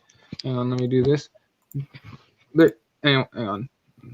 All right. Settings. I forgot. Okay, hold on. I forgot how to do things. Let me do this. Okay, there is some footage for some more Transformers Rise of the Beast. Hopefully I don't get caught with this one, but all right, I'm going to play this one. I'm going to leave it on the loop. But up there we got Transformers 2007 Optimus Prime doing that drift, and now we're going to see him do the drift again in Transformers Rise of the Beast, as you see right there. Which I think is pretty cool. And after watching this footage, it almost looked like they almost had that truck do the wheelie.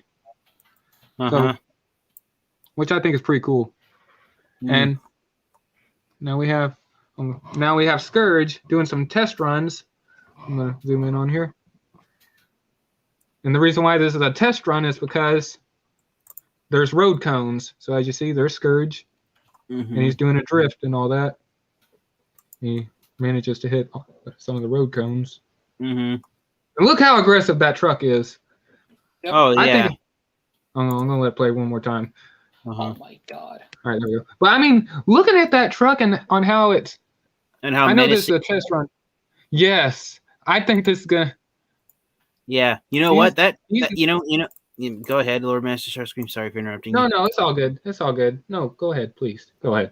I was just gonna say, Scourge, his truck mode, how menacing it looks. That truck is not from Mad Max. That's a truck from the Terminator. Oh, hold on. Okay. All right. Ah! Okay. Man. Oh, like from the future on when they that kind of like what you getting? Trying to Yeah, say, man? Oh yeah, gosh. hmm yeah. Oh man, yeah, I could. That truck is not Yeah. from Mad Max. That's from the Terminator. That is not a post-apocalyptic future where it's a wasteland. That's a future where it's a war zone. I think that's what he's made for right there. He's made for war. And let me see here. All Yeah. right. Hopefully I don't get caught with any of that, but or YouTube will be okay with me showing all that. But here's some more images. Here's Optimus Prime. There's Scourge, and there's that shiny little Autobot logo. Mm-hmm. All right, still makes me think an Autobot's dead. There's Hunger.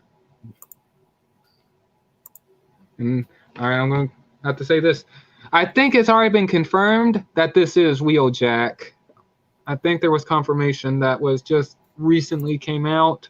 So even though we talked about this before, and Ruben, you said you're okay with this being Wheeljack?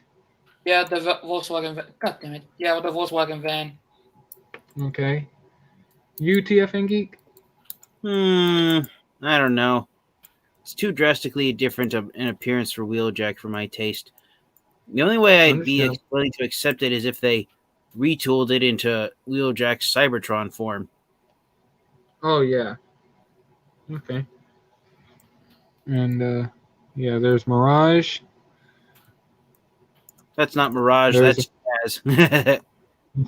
Oh, yeah, I see. Yeah, that I'll be shocked if later on during the production, I'll be shocked if they actually change this character to Jazz. Because, I mean, things change later on down the road. Yeah. Like in Dark of the Moon, Jack's name being changed to Autobot Q. Oh, gosh. Oh, yeah. Mirage's name being changed to Autobot Dino. Oh, God, yeah. I always thought that someone who was a fan of the Flintstones came up with that name change. Dino? Yeah. Oh. I could be wrong. I think... Okay, hang on, let me do this real quick. I think they were going to stick with Mirage, but since they were using a Ferrari, I think Ferrari said that they had to change the name to Dino, because I think the name Dino comes from, I could be wrong, the creator, oh darn it, the creator of, Ferrari, or one of the people that was involved in Ferrari. Mm-hmm. So they had to change that. Mm-hmm. I can see that being one of the reasons. Yeah, and let me see if I could pull up the TFW images real quick, because, all right, I had to do that. All right, let me see if there's anything new on here, because they literally could post anything at any second. Okay, hold on. Someone found Cheetor. Victor. Okay, all right. I think a lot of this stuff oh, all right. Let me get rid of that message. Okay, hold on. Let me mute myself. I'm gonna let me do this real quick because I don't know if this has any copyright material. Or should. Okay. Let me flip the screen, or not flip the screen. I want to mute it because I don't want to. All right. Let me rewind it. Okay. I forgot to check out this, so I'm gonna prop my hand up and hold on to the phone so we could see this. Looks like a long video, but oh, okay. All right. Yeah, there's Optimus Prime. Scourge. Go away. Hunger. Wheeljack. Mirage, RC. Nightbird. Yeah.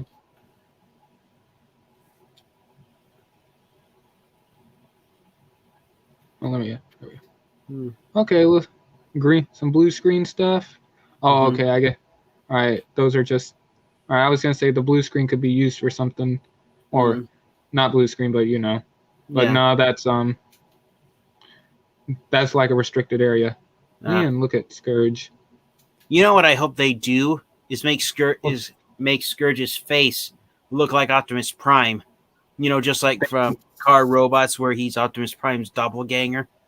Yep. That's what I want. I agree with you. Because you know what you can do? You can, with the moment you get the action figure, you can just slap the name Nemesis Prime onto it. Oh, yeah. Oh, yeah. If Scourge has Optimus Prime's head sculpt, then I'm gonna buy buy his action figure and turn him and just use him as Nemesis Prime. I hope he has the same design as the Car Robots style of Scourge. Exactly.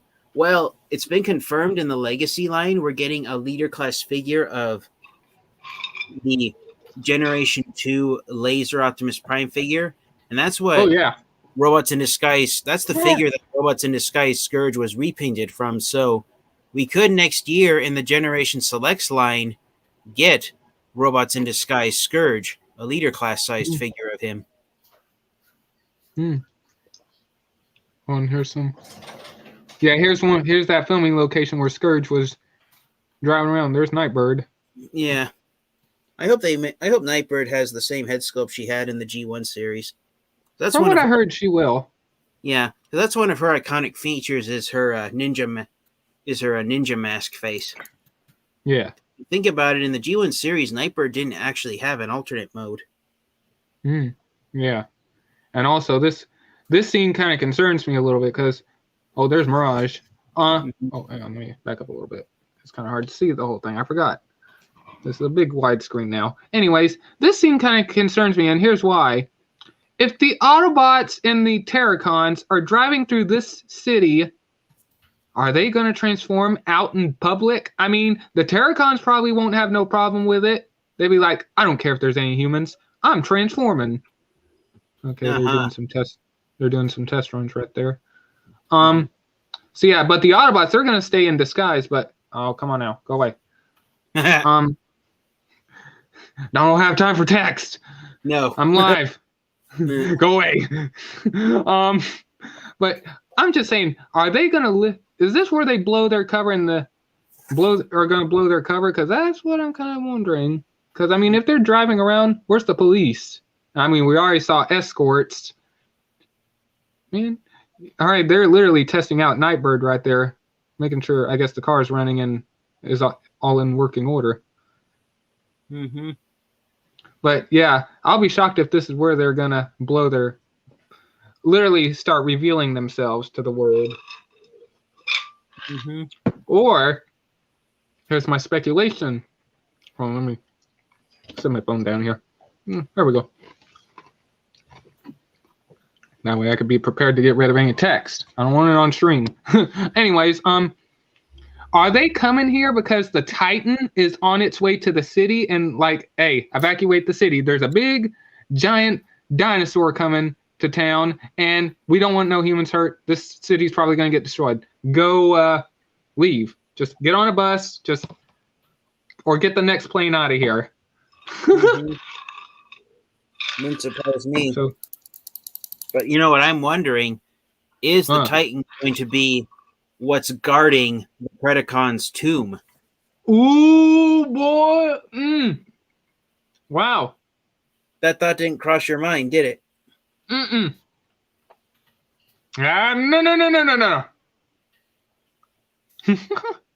Anyways, no, it didn't.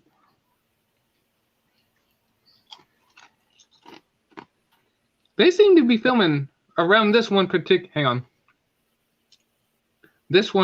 area. It wouldn't impress me if this is like the final battle area. Like the final battles, well, besides Transformers the Last Night, the final battles always happen in the city. Yeah.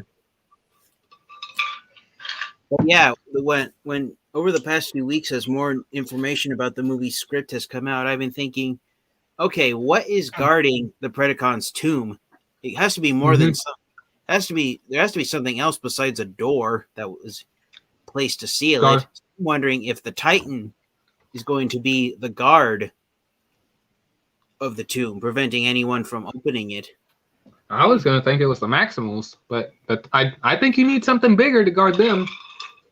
And what I'm thinking is, what Predacons are inside the tomb is Beast Wars Megatron going to come out? Or are they going to surprise us? And will the Transformers Prime version of Predaking be the Predacon that comes out? Well, there goes Mirage. Yep. All these possibilities can happen. That's why I'm throwing them all out there. Well, I guess we could look back on these videos after watching the movie, seeing, oh, we were right on that. We were right on this. That's why I've told myself don't expect the unexpected. Yeah. Man, I'm just saying, I'm excited for this movie to come out, and I'm hoping it's good. And I'll say this, excuse me, I was a little concerned. Oh, don't hit any of them don't hit the cones, Mirage. I was a little concerned about Titans being in this movie, considering how big they are. Made me think it could take away from the budget, but I'm hoping not. Well, to make a Titan in a live-action film, all you have to do is use full CGI. And just use some like green screen technology to insert the smaller characters around it. Yeah. Oh no. Because I mean, when you think about it, look at the old Godzilla movies, or even old King Kong movies. They were able to pull off having a giant dinosaur and a giant gorilla running around on a tight budget. I think they could do that. Yeah. So I think they could do that with a giant insert giant robot into the scene. Yeah. When you consider how the old Godzilla films are made. Yeah. And by the way, do any of you remember the Transformers Transformers Revenge of the Fallen Devastator, on what all that CGI and the component parts was doing to their computers? Oh yeah, they were crashing. Because there's so many parts of Devastator to film. Oh yeah. It was frying the computers, the keyboards, and the motherboard. Yeah. I thought I heard that there was like 1.5 million individual parts created to make Devastator. So, and oh gosh darn it, I'm trying to. Okay. Go away. It'll go away in a minute. Hang on. Oh, okay. Don't do that. Yeah, and plus, I'm just gonna leave it right there. Okay. Yeah, and plus Devastator, he lived up to his name. He was devastating their computer system, their computers. I'm curious. Oh, that's hunger. Okay. Getting some hunger action right there. Well, I mean, technology has came so far from that time, so. But I am curious how they're going to be able to pull this off. Plus, I hope the CGI looks good, because if the CGI is good, then we have a perfect giant robot Titan in the first for our very first first Transformers movie with a Titan in it.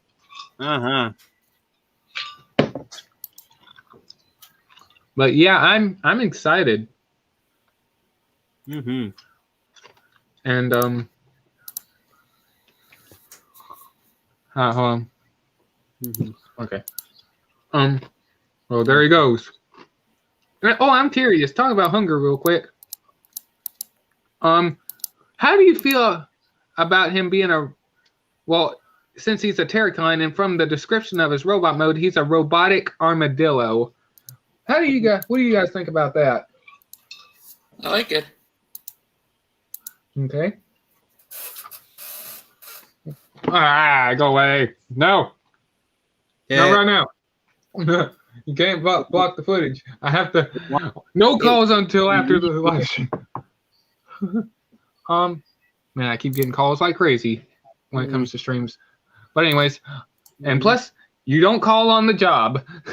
Well, I mean, some jobs you can. But anyways, hold on. Sorry. What were you gonna say about it? Or did you already say your opinions on Hunger, or what you thought about Hunger being a robotic armadillo? You already give your thoughts? Yeah. Ruben did. I haven't yet. Okay. Go ahead. I was gonna say it's an interesting idea. I would have preferred if they used a different name, but I'm guessing Hasbro did that to retain the registered trademark to the name Hunger. Is that, by the way, is that a character, or is that a made-up name? No. Hunger was a combiner Decepticon from the G1 series. Hunger transforms into the torso for the Decepticon combiner Abominus. And the team name of the Decepticons who formed Abominus were the original Terrorcons. Yeah. Nice. Yeah. Hunger transformed into a white and purple two-headed dragon. Oh yeah. And also, excuse me. There was speculation that Hunger might link or be able to combine with Surge for a power boost. I'm curious if there's. How do you feel about that? I'd be down for it because those were the first types of combiner transformers I was introduced to with Transformers Armada in the Unicron trilogy. Okay. But yeah, I'm definitely if he's a robotic armadillo, I'm curious to see what that'll look like in live action. I don't think he's going to look like a regular friendly armadillo. I think he's going to look like at least an armadillo that doesn't look friendly. Like, I'll deal with you later. I think he's going to look like an armadillo, like an evil-looking armadillo, like with spikes on him and stuff. My opinion, he's going to obviously look like. I think he might look like a cross between an armadillo and a hedgehog. Oh yeah, and I'm curious the damage he's going to do. All right, man. Yeah. I remember I heard a story years ago that this guy, when he was trying to burglarize someone's house, but he didn't realize the homeowners had a pet hedgehog, and the hedgehog got out of his cage, and so while the burglar was feeling around in the dark for stuff to steal, he found the hedgehog, and he grabbed a hold of it, and he got a handful of hedgehog quills. In his hand. Oh God. Yeah. And if you've ever seen a photo of a hedgehog, you know that those spikes on their body are no joke. Oh gosh, that guy knew what he was doing when didn't hit a single cone right there. But anyways, oh my gosh, I saw those, and you have to be gentle with those things. I mean, if I'm not mistaken, they do have the ability to lose their quills if they want to or not. Oh yeah, if they feel threatened enough, their quills will dislodge from their body and get stuck inside whatever animal touches them. Because when hedgehogs lose their spikes, they grow new ones right back, just like porcupines. Oh yeah. I never seen a hedgehog before in my life. That's all I'm gonna say. I've never seen one on YouTube. Yeah, I've never seen a live one in person, but I've seen plenty of videos and photos of them. Yeah, I saw where one person. I saw where one person accidentally irritated a hedgehog, and the hedgehog curled up into the ball, and the person screamed in pain as they lowered the hedgehog to the ground because they didn't want to drop it and hurt the hedgehog. But yeah, they were screaming in agony as they put the hedgehog to the ground. Oh God, I don't want to play with hedgehogs. I mean, yeah, those things are no joke. Yeah. Man, I'll say this. If you hold onto a cheese grater, then it's sort of like holding onto the back of a hedgehog.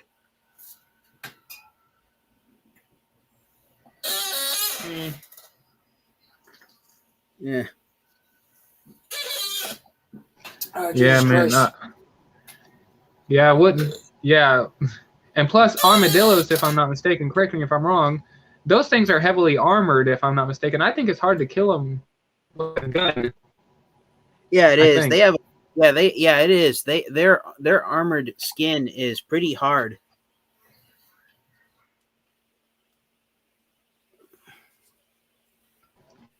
Oh, darn it. Okay.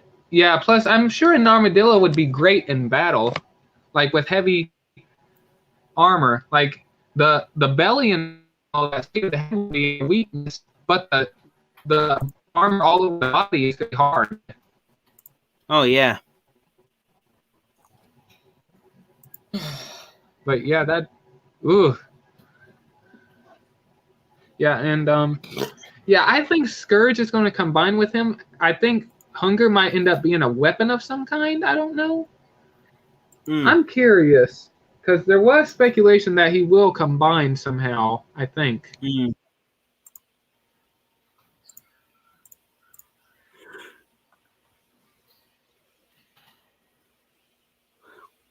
Yeah, I think that, like I said, if they're going to introduce Titans, they're probably going to try and introduce combiners or reintroduce them. Yeah. Oh yeah, flip my camera. That'd be interesting. I hope we get combiners.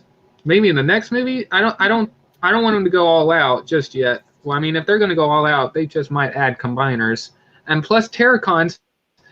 Correct me if I'm wrong. There was a Terracon group that did combine. That's the one I mentioned earlier in the video, in the live stream. Abominus. Which one? Yeah. Was correct me if I'm no. Scourge was not one of the names. Was, or you know what I mean? No, Hunger was. Okay. All right. I wonder if we could end up getting a combiner named Abominus. We could potentially, but it would depend if the other Terracons showed up. So yeah. So if you have the time, Ghost of Loremaster Starscream, just look up Abominus and the Generation 1 Terracons, because they do have an interesting backstory to them. All right. Let me find Google real quick. There it is. Give me a sec. Hold on. Which version of Generation is it? Generation 2, 1. You said? Generation 1. Okay. Transformers Generation 1 Terracons Abominus. Okay, here we go. Yeah, I have the Cleo set of this character. Let me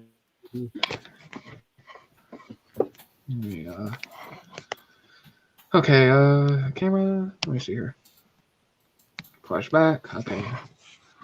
Let's see here. Let me full screen. There we go. Okay. Animation models. Oh, I'm chopping his head off. There we go. Yep. There's there's Abominus. See if I could find I want to try to find. Trying to see if I could find it.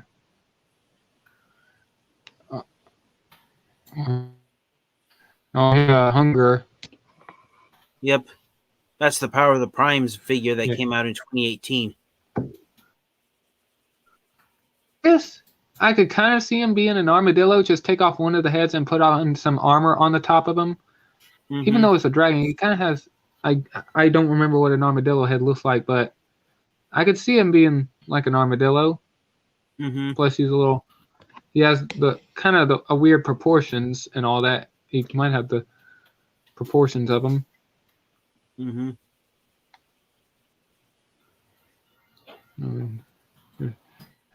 though these are the Generation figures, so still. And you said there's a story behind the Terracons?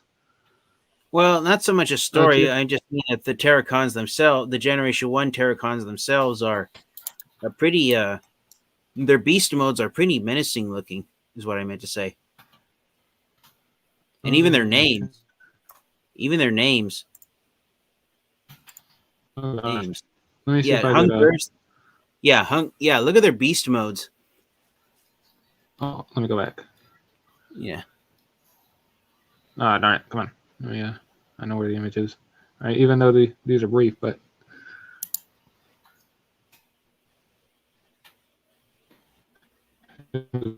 Sure.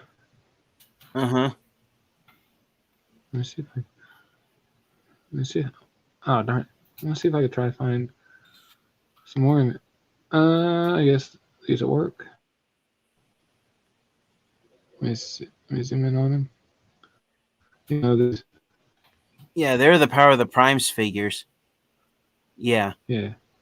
It's like their beast modes and even their names are pretty menacing.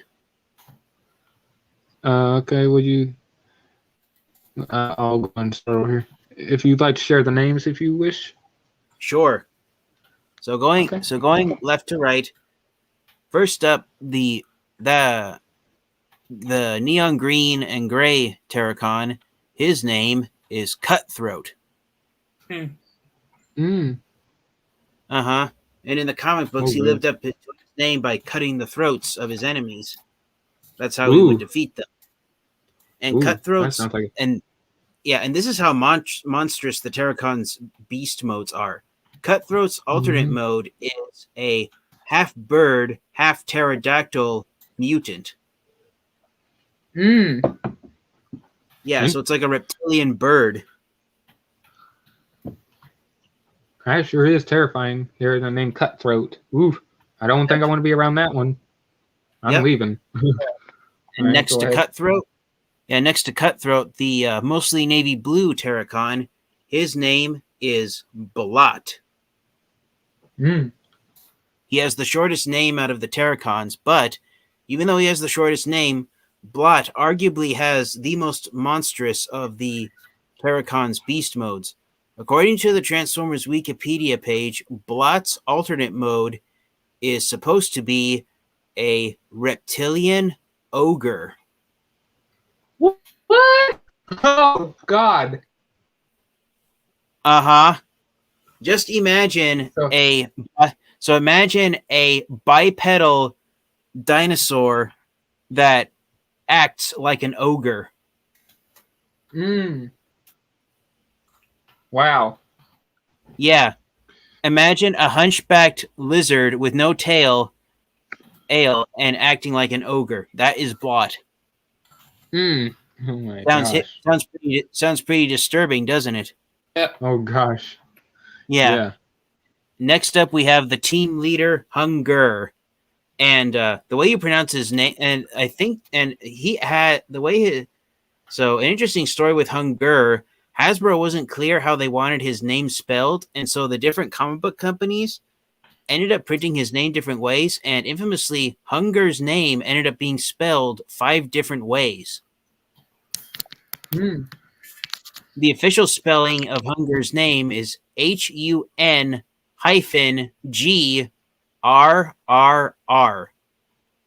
So the way you pronounce his name, you're supposed to pronounce his name like Hunger. Oh God. Yeah, a little silly, but considering the fact that he's a 2-headed dragon with razor sharp teeth and a desire to tear everything that moves around him, Hunger is no pushover by any means. Oh gosh. Kind of makes me wait. Kind of makes me excited for Rise of the Beast on him. Yeah. All right, and next up, the next team member of the Terracons, the white and blue one right there, his name is Ripper Snapper. Ooh, Ripper Snapper. Yep, he loves to rip and snap apart all of his opponents, and you can't see it. You can't really see it from that photo because it's a head-on image. Ripper Snapper's alternate mode is a shark mutant. Ripper Snapper is a shark that instead of having fins and a tail, he has arms and legs. Oh God. Imagine That'd be terrifying. Imagine a shark with the arms and legs of a dinosaur. That is Ripper Snapper's beast mode. Ugh. Yeah. Oh, heck no. Yeah, imagine a land-born shark. walking around and yeah, just coming out of the water and running towards you at high speed, and you're running away. Oh heck no! I don't want to. Yeah, and that is Ripper Snapper's beast mode. Yeah. Wow. And okay. Yep. And then over there on the right, all right. Last but not least, the final member of the Terracons, who is my personal favorite member of them. Brace yourself for his name. The last member of the Terracons his name is Sinner Twin. Ooh, Sinner Twin. Yeah. That sounds like that sounds And it's joked about on the Transformers Wikipedia page that Sinner Twin is tied with another Decepticon character, with two other Decepticon characters. Let me see if I can look it up. Okay. Yeah, on his Wikipedia page, it's joked that Sinner Twin is tied with two other Decepticons from the G1 Marvel Comics. One of them is let's see, I can't find it right now, but yeah, Sinner Twin. Okay.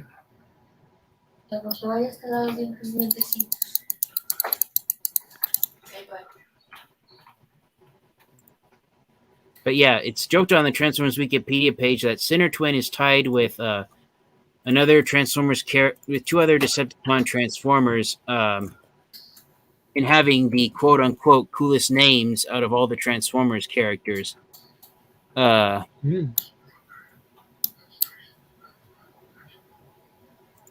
Characters. He is tied. Oh yeah. So I can't remember the third. I can't find the name of the third character, but Sinner Twin. For some G1 Transformers fans, he is tied with another Decepticon from the G1 Marvel Comics named Sleigh Ride, in having the quote unquote coolest name out of all the Transformers characters. Okay.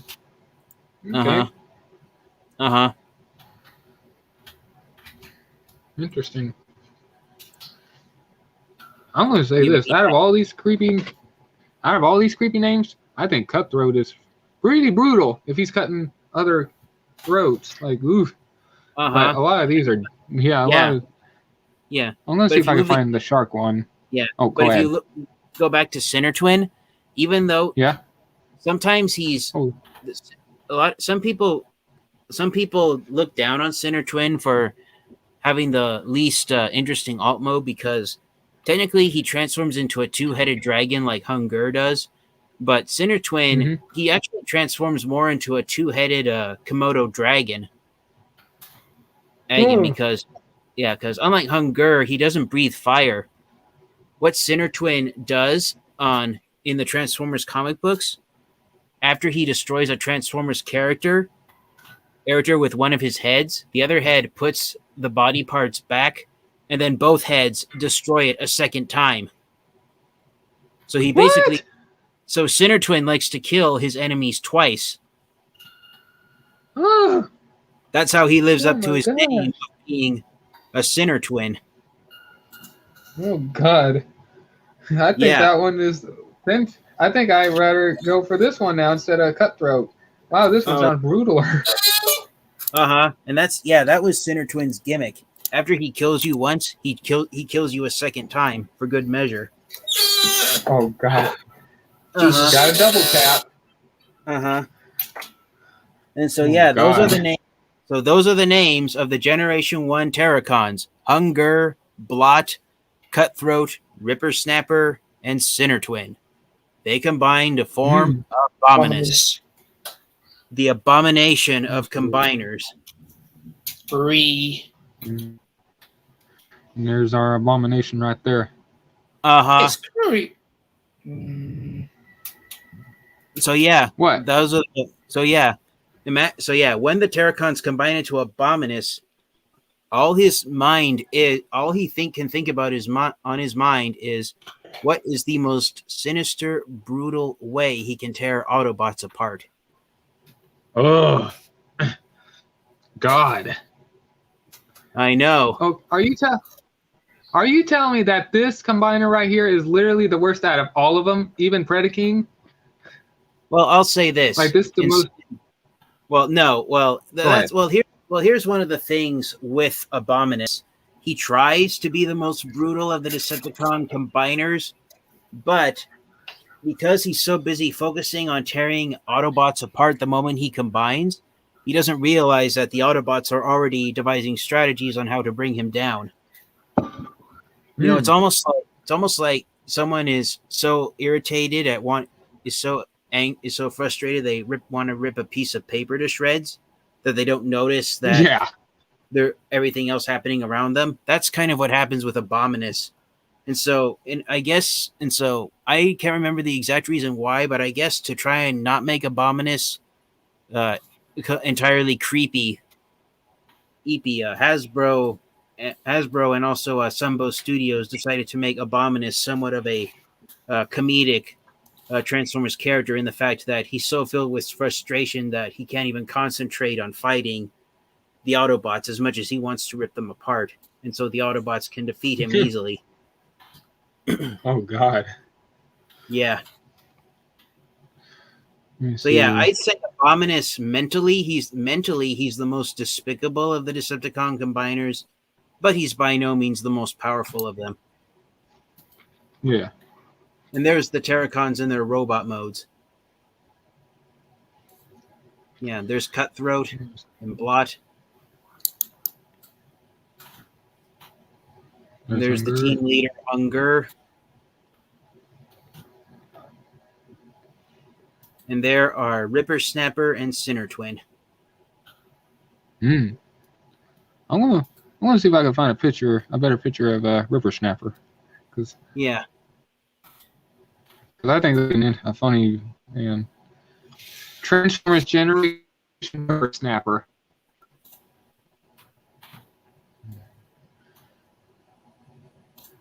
Let's see here. Oh, that's Google. I need images.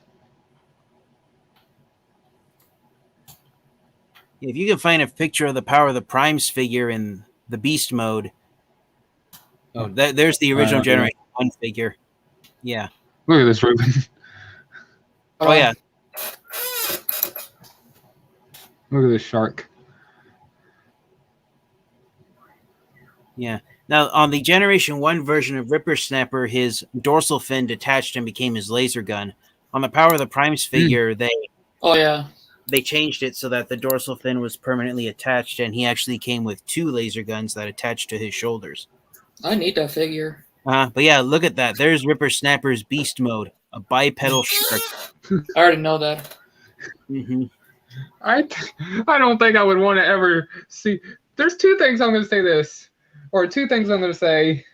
I don't want to see us. All right, I'm going to save the worst one for last, and I'm sure you guys are going to start giving opinions. I don't want to see a shark like this walking on legs, coming out of the water, trying to eat me to death. I don't want to see that. And the worst part is, I literally have a messed up mind on this one. I do not want to see snakes flying. I'm talking about with wings and stuff. I don't want to see no flying snakes. Oh, yeah. Oh, shit. Well, that's nothing. I had a nightmare once that I was being attacked by brace yourselves for this. I once had a nightmare as a kid that I was being attacked by flying spiders. Imagine if spiders... Oh, God! Flying spider with military weapons. They go... Yeah. Oh, God, no. Yeah. But yeah, there's Ripper Snapper's Beast mode, Ghost of Lore Master Starscream. What do you think of his Shark mode? I think it's pretty cool looking. Yeah, so one way to categorize Ripper Snapper is he's almost like a Sharkticon with attitude, and he's a combiner. Watts. And here's a mode. Yeah. Yeah. That's good. And there's Blott's robot mode. Mm-hmm. I'm gonna Transformers Power of the Primes. Wait, hold on. Was it Power of the Primes? Yeah, Power of the Primes. Transformers Power of the Primes Abominus. Or I should have said I only have like Terracons, 2 but of okay. the Abominus figure, but I need more. Okay. Yeah, I should. I'm gonna have to put Terracons for this one because. Yeah. Let's see. Oh, okay. I hope I didn't click on the wrong one. Okay, there we go. Oh God, a turkey. All right. Turkey. I'm facing a turkey. Man, I'm mutant one. Oh gosh. But man, this name Cutthroat. I mean, geez. But I'm gonna have to say the other one is worse. The fact that he kills you twice. Yeah. Oh. But yeah, and that was the thing that Marvel did with the Terracons in the original Generation 1 comic books, is that they made the Terracons try and live up to their names. They bring terror. Exactly. And I think I didn't mention it with him because I was describing how monstrous his beast mode is, but Blot lived up to his name by the time he was done fighting you, you were nothing but a blot on the ground. Oh God. God damn it. Dead. Wow. Let me see here. But I'm gonna say this one's worse. I just gotta say it. Hold on. Is there I got killed by a turkey. Yeah, this one. Yeah, that Sinner Twin. Look at his name. Sinner Twin's got. Yeah, Sinner Twin's my personal favorite of the Terracons. I've seen some collectors say that Sinner Twin's their least favorite because his beast mode's a two-headed dragon like Hunger, and so he's the least unique of the Terracons. But honestly, his name, along with what he does in the comic books, it's like, ugh, you can't help but be creeped out by the guy. Oh yeah. Ugh, no. Let me see here.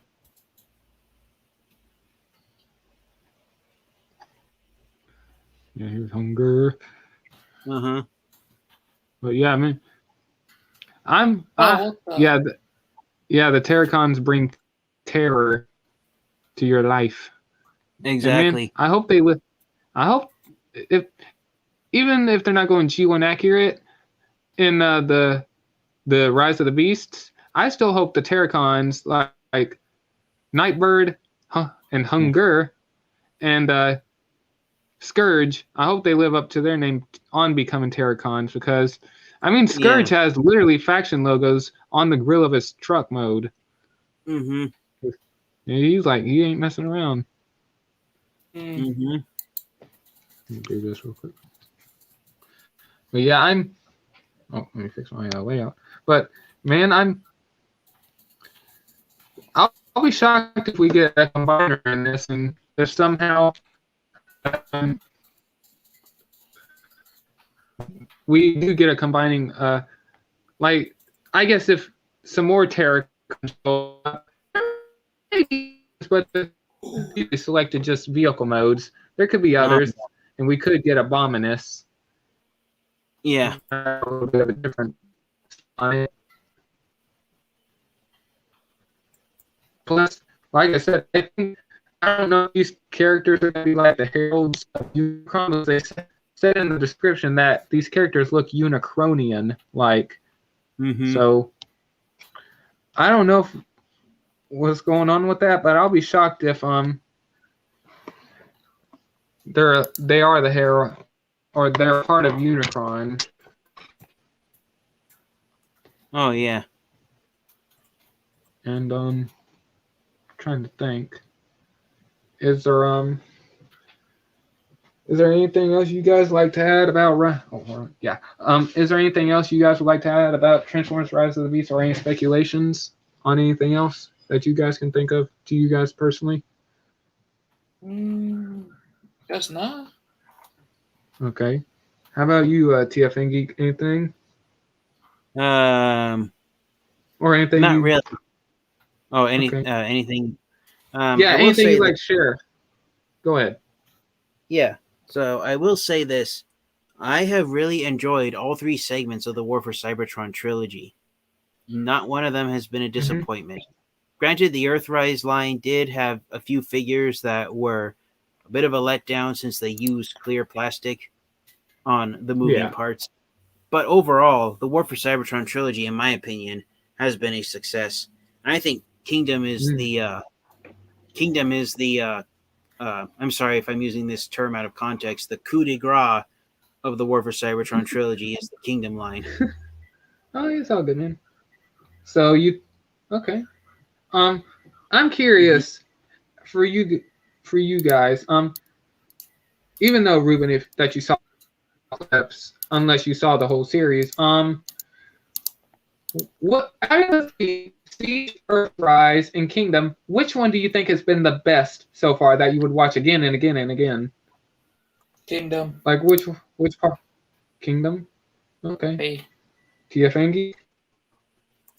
Oh, if it's the Netflix, series, yeah, the Netflix. Definitely Kingdom. I've watched it multiple times already, and I've only gone back and watched Siege and Earthrise a few times. I have to say Kingdom myself because I enjoyed that series, and plus seeing all. I mean, even you get. You're lagging. You still get to see. Oh. Okay. Can you hear me now? Yes. All right. As I was saying, even though you don't get to see T-Rex, Megatron, and or Predacon, Megatron, and Megatron fight, you still get a fight scene between Siege, Megatron, and Galvatron, and also T-Rex, Megatron, and Galvatron, which I thought was pretty cool. And I have to say, yes, Oh, go ahead. Oh, me? Oh. Yeah, you said something. It's all, yeah. Go ahead, man. Yeah. So I was trying. So earlier when I was mentioning Sinner Twin, his name, I can't believe I forgot the character. So on Sinner Twin's Transformers Wikipedia page, it's joked that Sinner Twin is tied with two other Decepticons in having the quote unquote coolest name ever given to a Transformers character. Oh gosh. The other characters that Sinner Twin is tied with are in having the coolest name, quote unquote coolest name. The other Decepticon is Spinister, who we got in the Siege line. Yeah. And the third character is a character who's only appeared in a few issues of the G1 Marvel comics.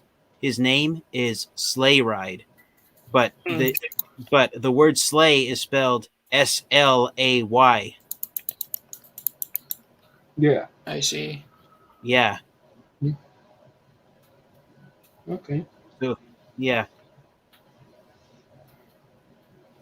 And yeah, like I said, for me, I definitely enjoyed Kingdom, especially I want to say this is the first episode, like the opening when the Nemesis is, like you immediately open with the Nemesis or entering Earth's atmosphere. I thought the sequence was pretty cool because, like, you don't get to see the Ark and re-enter Earth's atmosphere, but you do see the Nemesis, and I like that Megatron and Starscream. I don't want to call it an argument, but they did have a little brief argument that when they were going down, we are going down. We need to evacuate. No, shields. And then they explode and the shields back on. Oh yeah. I'm sure that must have been chaos, but it just wasn't shown. One of my favorite lines from Kingdom is when Starscream tells Megatron, "You're right, I can't do that, but I can fly." Oh yes, I love that scene. Yeah, Megatron just has him by the mouth like this, and Starscream says he can still do what's right. You cannot do anything right, Starscream. I can fly. Kicks him in the chest and transforms and just rams him off the Nemesis. Uh-huh. I thought that was pretty funny. Uh-huh. And another line of mine is in the last episode of the series when Nemesis Prime and Galvatron are kicking everyone's butts, and Megatron says, "There's only 2 of them, and we're still outmatched." He either said outmatched. I can't remember. That was funny. And they said that they need to get. I think they have to get to the Allspark, and I thought that was funny that Megatron was like, "We need." I can't remember the line, but we need to get the Allspark. And then they keep shooting, and Galvatron says, "After you." And then Megatron goes first, and then Galvatron follows. Mm-hmm. I thought that was pretty funny. I liked this part where Galvatron's. I liked the moment. My favorite line of Galvatron was when he said, "Why do you think we let that idiot Predacon take the golden disc?" And then a split second later, Beast Wars Megatron charges at him, and he tries to chomp him down.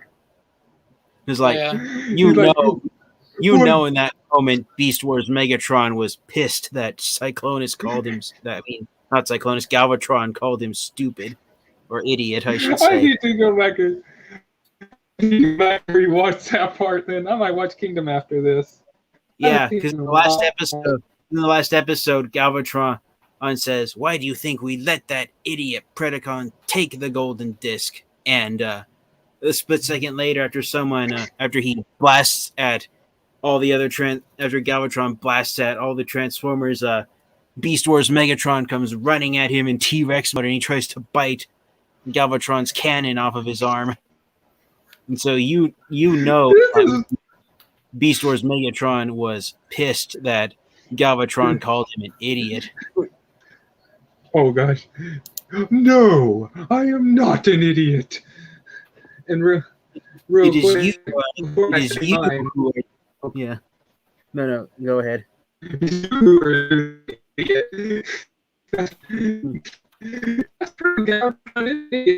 breaking up.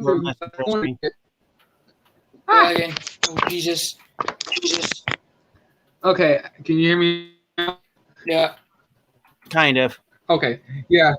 Okay. Yeah. He said. Yeah. He's like, "No, I am not the idiot. You're the idiot," and that's true, because Galvatron's plan didn't work out like he wanted it, and Unicron punished him for both Nemesis and Galvatron for it. They had.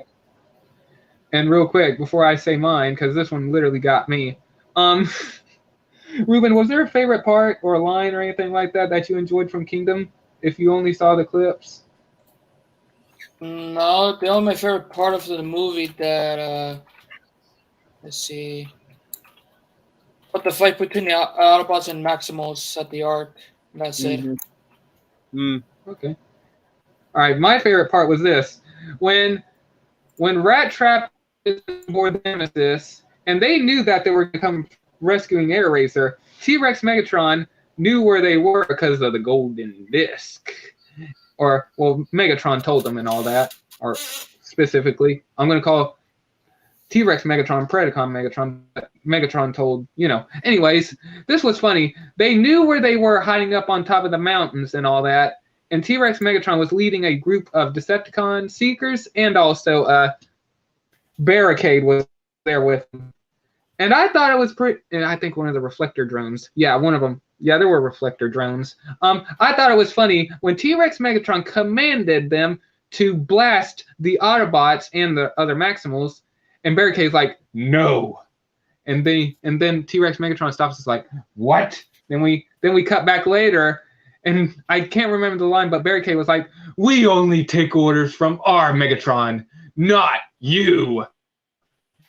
And then T-Rex Megatron gets so mad, he turns into Dino mode, grabs one of the Seekers, and starts tearing him to shreds. And Barricade saw that, as like, "On my command, open fire!"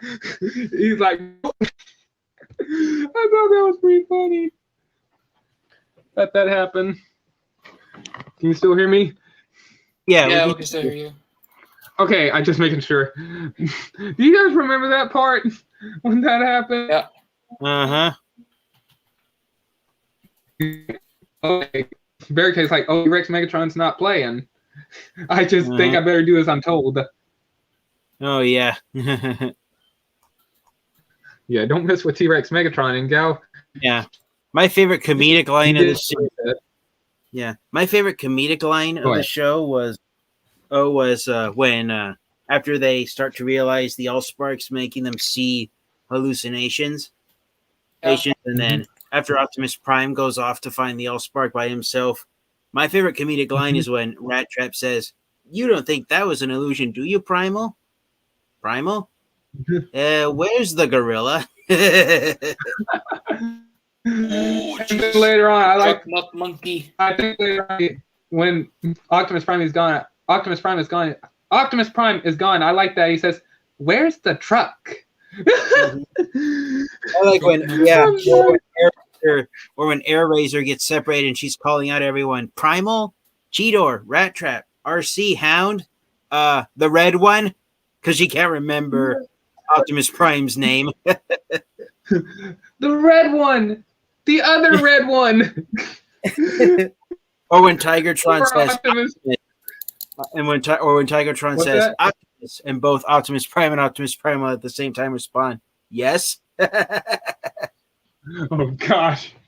Yeah, but the best line of them all is when G1 Megatron tells Beast Wars Megatron, "You better change your name, but I wear your name with honor. Change it anyway." That was funny, and oh my gosh, yeah, that was funny. And also, there's a comment there. I'll get to that in a minute, but I want to get. This was my favorite line when after Wait, what? Deals with Autobot and injures him. I thought it was funny when he moved up, and this was my favorite line. I like how he said, "Megatron, let me help you. You are injured. I'm here." We can applicate for mass question.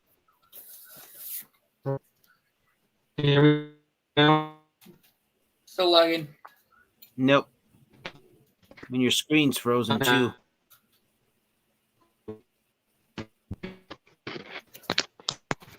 Hey, all right. How's that? A little better. Mm-hmm. So for those quotes in the live stream chat, it's Joaquin Nevarez. He's saying it might not be Fortress Maximus Metroplex or Trypticon, but he really hopes that it will happen. He really wants to see Fortress Maximus Metroplex or Trypticon appear in the Rise of the Beasts movie. Oh.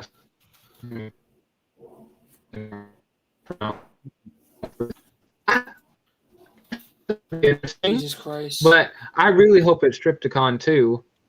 Yeah. Mm-hmm. And plus, the gold Autobot. I'm curious that golden Autobot is, and if I'm not mistaken, TF, you can correct me if I'm wrong. You speculate a gold. If I'm not mistaken. Lag. Correct me if I'm wrong. Oh crap! You were lagging. I didn't hear you. Oh, okay. Can you hear?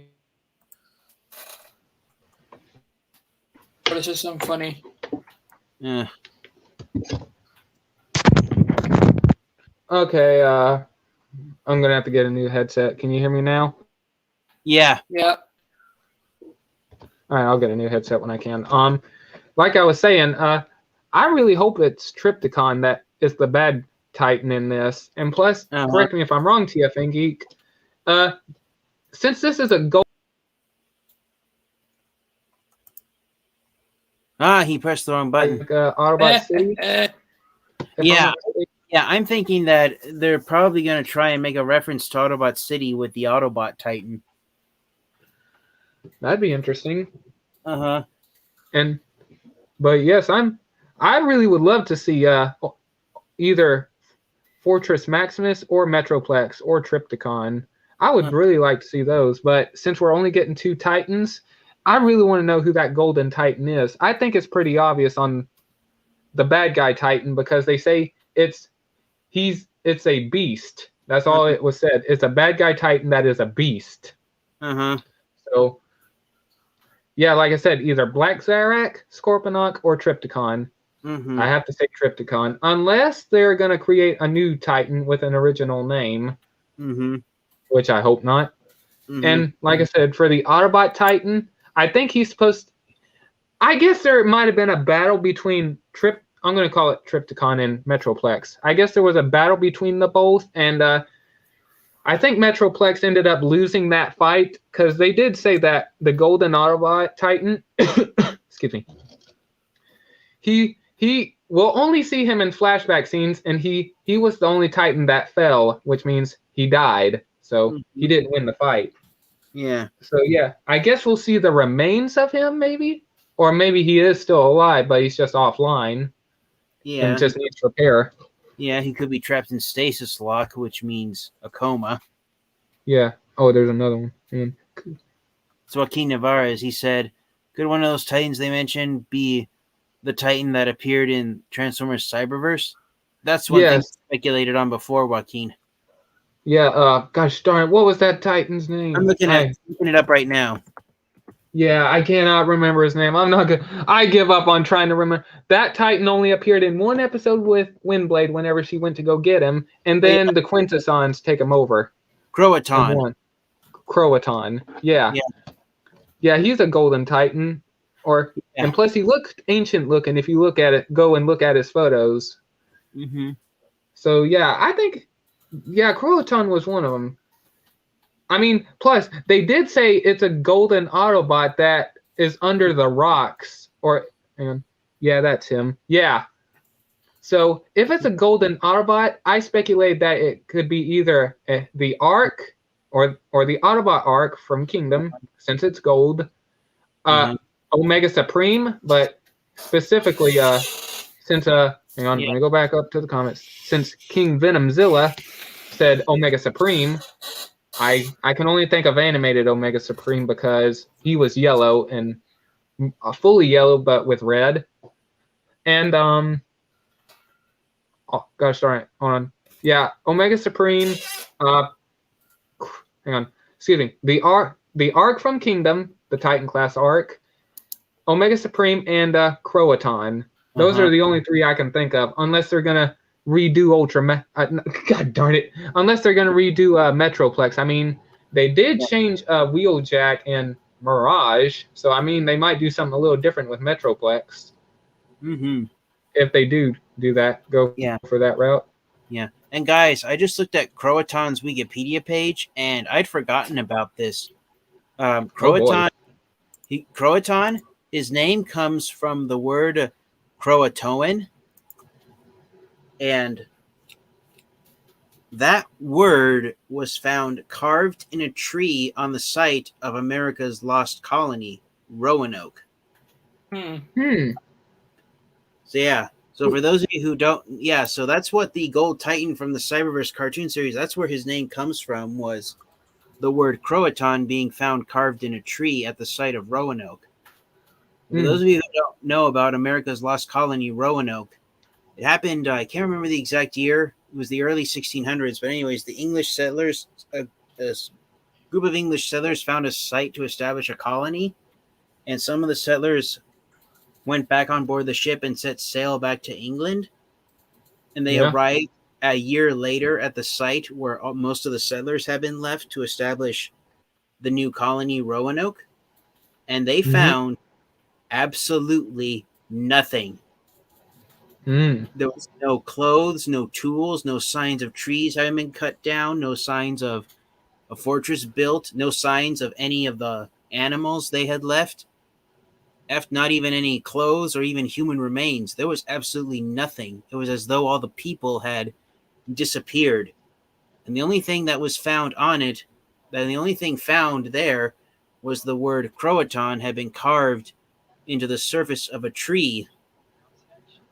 And that was the name of a nearby Native American tribe. And the settlers, when they found that word, they didn't know if it meant that the settlers had been had fought with the Croatoans and been captured by them, or if they had been dying of starvation and they went to survive by going over to the Croatan tribe. And that was where the settlers who came back would find them. But yeah, all the settlers who have left at Roanoke just vanished. Wow. And there's another one. Left with them too. All right, there's another one down there. I'm gonna go ahead. Yeah, it's Joaquin Navarez. He says, Omega Supreme's a little smaller than Fortress Maximus and the other Sure. Titans. Yeah, he is. And that's because Omega Um, Supreme wasn't originally a Titan. He was like in between the conventional size of a Titan and combiner Transformers. But over So, the years, Metroplex has been, Omega Supreme has been enlarged a little to the point that he's now considered a Titan. and real quick, let me figure out. Hang on, I guess I could show this off real quick. I will. Hang on a minute.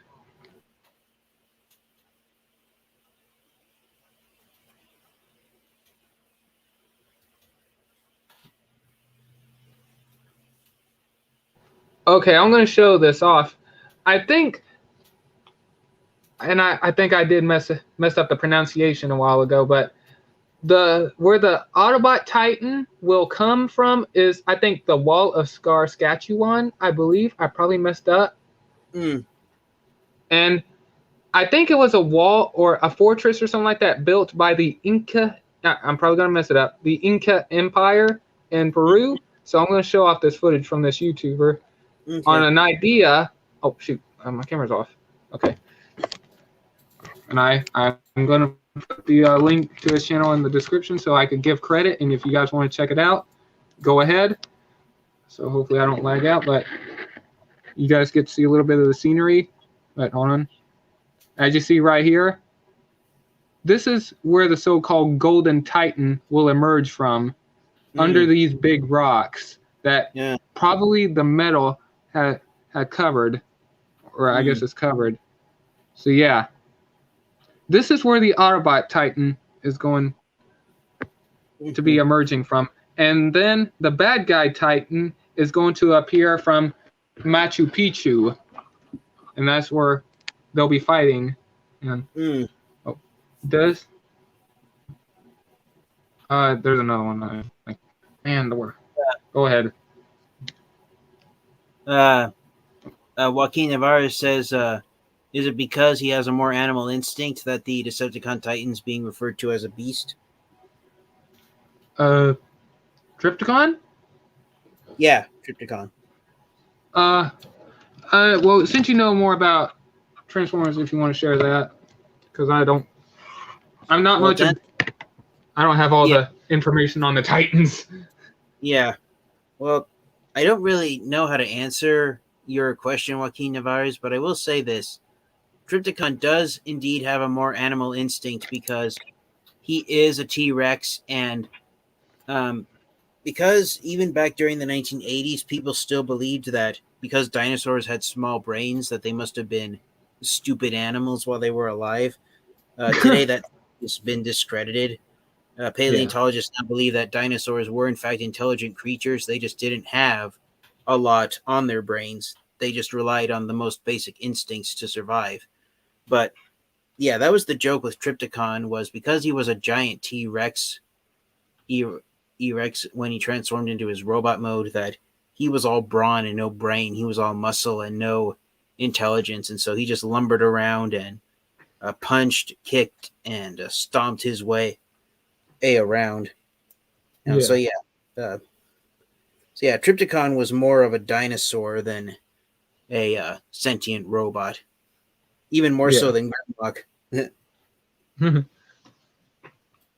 Okay, yeah, he was mentioning Trypticon. All right. Yeah. But yeah, like I said, since they only mentioned that this bad guy Titan is a beast, the only ones, like I said, I can really think of is Trypticon, Scorponok, or Black Zarak. So I'm going to have to go with Trypticon because, like I said, Trypticon, in my opinion, is more stronger than Scorponok. And plus, I think Trypticon would be would be worse to deal with than Scorponok. Because, Joaquin Navarez, he's basically saying, Trypticon did talk in the G1 series, so the Decepticons did give him a voice box, but Trypticon, he didn't really use it most of the time because most of the time he was too busy concentrating on punching, which didn't really require him having to speak to like announce to everyone. He's like, it wasn't like he he would go Trypticon punch, he would just let out a roar, and then he'd punch something. Yeah, in the live-action version, I can't see Trypticon talking either. That's what Joaquin Navarez is thinking, that if it is Trypticon, he probably won't talk, similar to the Power of the Primes cartoon series, where Trypticon's voice wasn't actually heard because he was being controlled by Starscream's ghost. Yeah. That's why I said Trypticon is the worst. Starscream's ghost or not, he's still the worst to deal with. And plus, Trypticon was a lot more of a threat with the Titan Master. I forgot the name of, what was the name of the Titans Master that was that came from Fortress Maximus? Emissary. Oh. No, Emissary. Yeah. Oh, which one was who was Cerebros? I don't know that one, unfortunately. Cerebros is Fortress Maximus's head. Oh, okay. Yeah, Cerebros is the leader of the Autobot Headmasters. Ah, okay. Yeah. But maybe he could talk in the. Oh gosh, I don't want to try. Maybe he could talk in the mind of all his allies. Trypticon. It wouldn't impress me if Trypticon might have an ability, kind of like in that one episode where what's the name of that G1 episode again, where all the beasts were being called? Call of the Primitives. Yeah, they said this movie is going to be taking some ideas from Call of the Primitives, so it wouldn't impress me if Trypticon has like a weird ability that he can call the beasts to him, and he'd be like I guess you could have like a Godzilla thing, like Trypticon is Godzilla, and he's the king of the monsters. He's the king of the beasts. He's the biggest beast right now, so he has the right to be king. Mm-hmm. But as we all know, he's a false king, so the Maximals and I guess Predacons and Terracons will end up being like, we ain't your you're not our god. You're just a regular robot that's making us think that. But me personally, I don't want him to talk because I think he would be a whole lot more terrifying if he was just roaring and growling. But if there's another one there for you guys.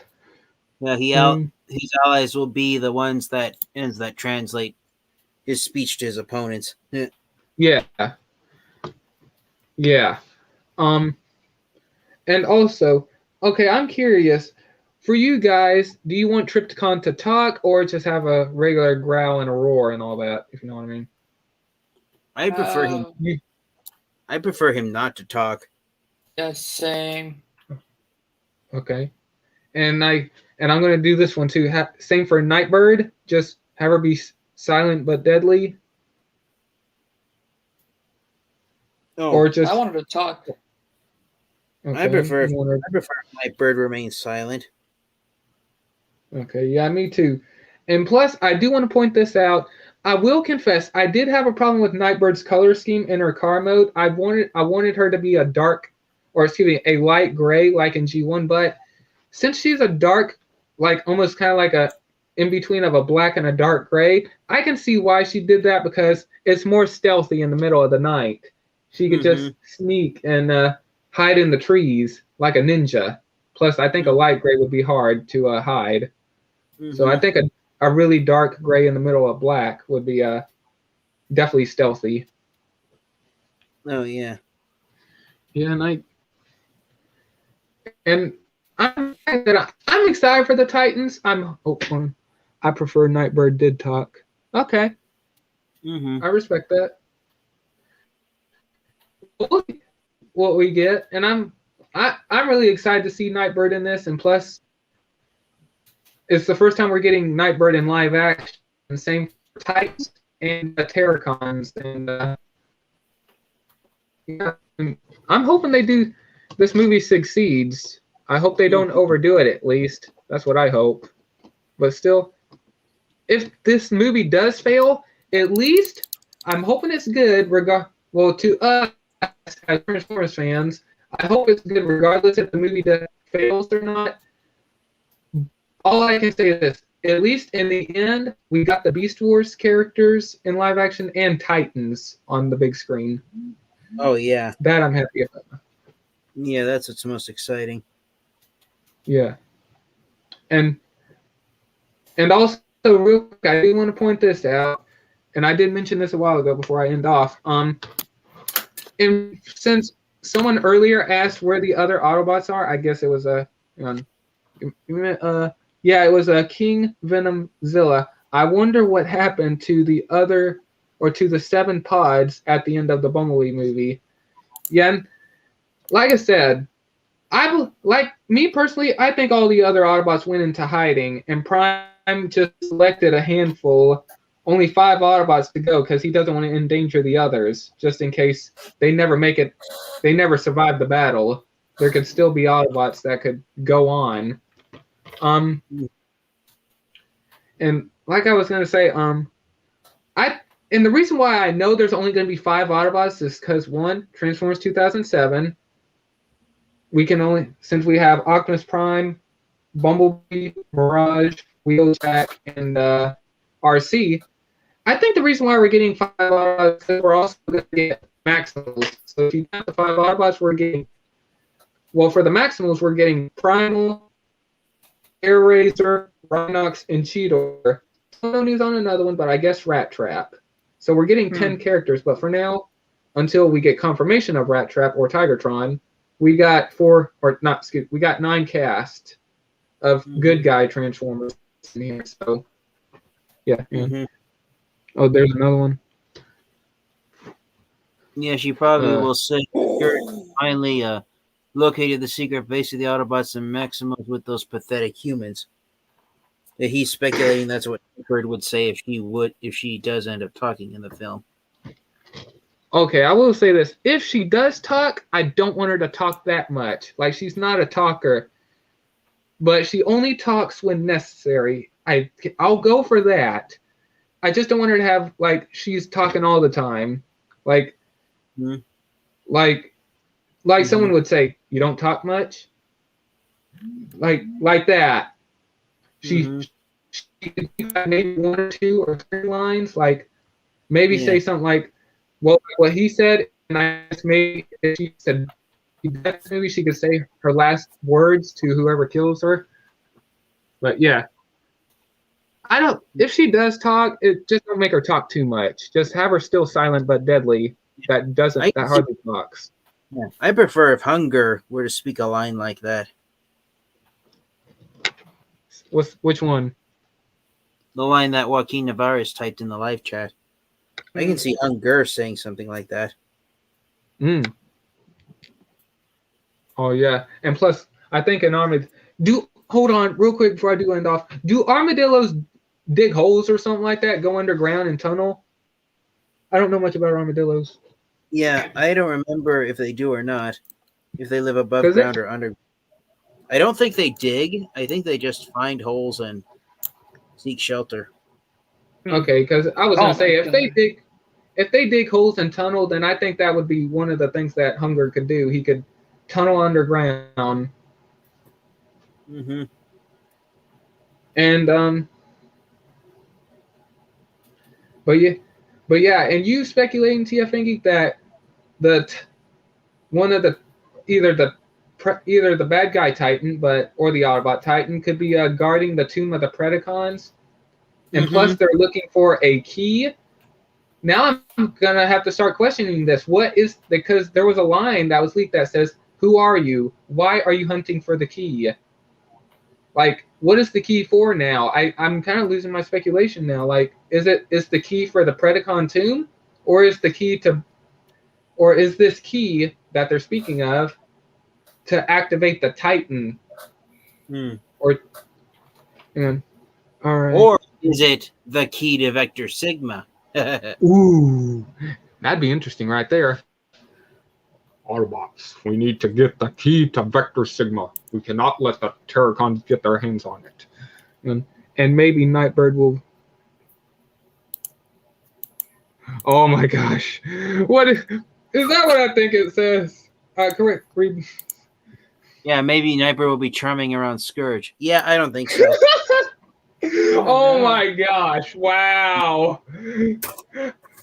All right, hold on. What do you guys think about that? If that happens, oh my. No. No. I don't freaking know. I will say this. How's about this for Nightbird's speech? She's just like What? Private Soundwave, where she just repeats dialogue that other characters have spoken, the way Soundwave did in the Prime series, Ah. where she doesn't use her actual voice; she just uses others' Audio voice. clips. Repeats. Yeah, she just audio records the That'd words be- of other performers and plays them back. That'd be interesting. And also, if she was to die, because there was speculation, you guys could go check out one of my other live streams. I forgot who speculated this. I don't know if it was you in the chat. I'll have to go back and look. Hold on. But one of you guys, or one of you all in the chat, was texting an idea between a fight scene between Nightbird and RC. And I'm curious, would you guys like a fight scene between RC and Nightbird? Just those two? Oh, I'd go for that. Give me a minute. I want to make sure because I think it was him in the chat. Hold on. Yeah. Yeah, it was Oh, you in the Jesus. chat. Yeah. Yeah, Yeah, Joaquin Navarro. Yeah, it was him. I went back and checked. It was not my last live stream. It was the previous one for Transformers Rise of the Beast News. Yeah, I will say this. I enjoyed your speculation for RC versus Nightbird. And plus, if she is to die, like I can just imagine this. If RC is the one to kill her, I would hear if she only says one line. She's silent throughout the entire movie, but she says a line. Like she could say, I'm sure you guys could come up with a better line. I can't think of one, but she says something to RC before dying, like blowing up or something like that. I'm sure you guys could speculate on that one, and I'm curious, real quick. Okay, a motorcycle is a lot smaller than a Nissan Skyline, or hang on, a Nissan is bigger than a motorcycle. So I'm curious. Since RC is going to be or Nightbird is going to be taller unless they do mass shifting, since that's what Transformers like, since Transformers is all about mass shifting sometimes. I'm curious. RC, I believe, is going to have a Transformers Prime design to her, but still has G1. Do you want her just to have? Would you like her to have Transformers Prime fighting techniques, if you know what I mean? Her fighting style, or would you rather have RC not have Transformers Prime fighting style? I prefer her to have the fighting style because I can see them making RC and Nightbird mortal enemies, the way Optimus Prime and Megatron are. Yeah, and plus, here's why I bring this up. The reason why I bring this up is because if RC does not have those abilities that Transformers Prime RC has, I hate to tell you this, RC might just get torn in half. Because Nightbird is, I'll have you read that in a minute. Because Nightbird is bigger than RC, and if RC doesn't have those Transformers Prime RC fighting styles, like I said, Nightbird just might tear her in half or literally destroy her, because Nightbird is literally a ninja with size, maybe a katana, I don't know, and also nunchucks and a bow staff. I hope I got that weapon right. Mm-hmm. Plus, we're talking about a character that knows ninja stuff. So I think you need to give Transformers Prime RC those abilities, or else RC is not going to make it out of that fight. Plus, she's smaller. All right, go ahead. So Joaquin Navarro, Right, he said in the live stream chat, he's speculating that because Scourge will be proud of Nightbird if she succeeds her assignment, then Scourge would say to her, "Well done, Nightbird," and then Nightbird will respond, "Thank you. Thank you, I'm glad to help." I can't really see Nightbird saying that. I can see Scourge. I can see Scourge telling Nightbird, mission complete, and then Nightbird doesn't do nothing. She doesn't even glance. They just walk away. I can see that happening with Scourge and Nightbird's conversation to each other. Yeah, like I said, I'm excited. I want to see what her robot mode looks like too. Mm-hmm. That's the one thing right there. I'm curious how her robot mode was going to look like. And plus, when they were showing off some of these designs for characters, they are those that got to visit that. So they got to see, I think, a cardboard cutout of Cheetor and a CGI render of Rhinox. So some people out there got to attend that, lucky fans, that is, I guess. So they already got to see some stuff that we don't know yet, and plus I think that's where Hunger's name from. And, I think the parent panel, I believe. So, but yeah, like I said, I enjoy you in the chat. I enjoyed your speculation for a fight scene between RC and Nightbird, and if anyone wants to go check that out, definitely check out my previous, not my last live stream, but the previous one where he was commenting in the chat. Definitely check that out, and you guys might have your own opinions on it, but I think it's pretty cool that RC and Nightbird could have a fight scene together. Plus, that's really what I want. Oh yeah. And real quick, do you want to have? I don't want to say that it's like a 3-girl type fight. Like, do you want AirRaiser, AirRaiser, RC, and Nightbird to be fighting? Or AirRaiser and RC to be fighting Nightbird, or would you just rather have it be just RC and Nightbird? I'm curious. To you guys personally, I wouldn't mind a 2 versus 1 fight, because I think that even if AirRaiser and RC teamed up, the two of them together still wouldn't be able to stop Nightbird. And plus, I'm gonna say this: if RC doesn't have, I'm literally saying this: if RC does not have Transformers Prime fighting style, like with wrist blades and all that, I hate to tell you this, RC have to have some help. You better get in there and start helping out. So yeah, and also I want to say this real quick. I can see why they changed her color from. I'm curious how you guys feel about this. I can see why, and also in Transformers Prime, I could see why they changed her color from pink to red for Transformers Rise of the Beast, because I guess I don't know if any of the human characters will be riding her in motorcycle mode, but I guess it would be a little bit weird if a guy was driving a pink motorcycle. And I guess, correct me if I'm wrong, I'm not sure for certain. Oh, there's another one before I end this out. I don't know. Just when you correct me if I'm wrong, did RC in Transformers Prime was she originally going to have her pink color scheme, but they changed it to blue because Jack was going to be Jack and RC were going to be partners? Because I know they released a pink version of RC. I think that was one of the reasons. Yeah. All right. I'm going to end that, but go ahead and read the last comment if you want. Yeah, Joaquin Navarez, he said, yeah, but the fight between RC and Nightbird will probably make RC need help from the humans and maybe Mirage or AirRaiser, and she will win the fight between Nightbird. That's what he said. Yeah. That's what Navarez is speculating. Yeah. And yeah, that would be cool. Like I said, I hope we get a fight between AirRaiser and RC and Nightbird. I hope we get that fight. That'd be awesome. And yeah, I think that's about it. And is there would you guys like to share where they can find you, and also what other stuff you guys got coming up? Or reviews or anything?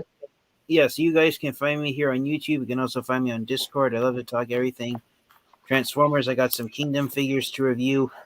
I'm hoping to get to them at some point this week, so please wish me luck on that. And thank you for having me on here, Ghost of Lord Master Starscream. No problem. Always glad to have you on here. Oh, hang on. There's another one. Hang on. Are you thinking about Alita 1 from Transformers Prime? Wait. Hold on. Wait. Was that RC figure Alita 1? I think the pink repaint was the one, yeah. Let me look. I don't want to. He could. Let me look. Hold on. I want to make sure. Because I know it was packaged with Bumblebee. Hold on. Transformers Prime pink RC figure. It might have been. Let me look.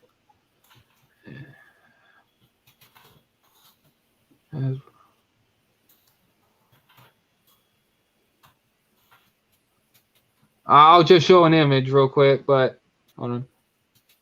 No. No, I wasn't. I didn't.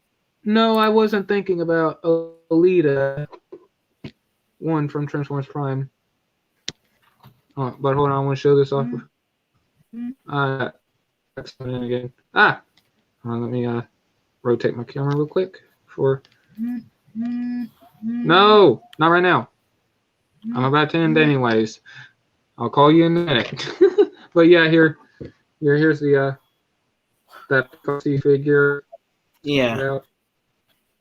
Yeah, on a better shot. So yeah, I guess this was gonna be, but they one character to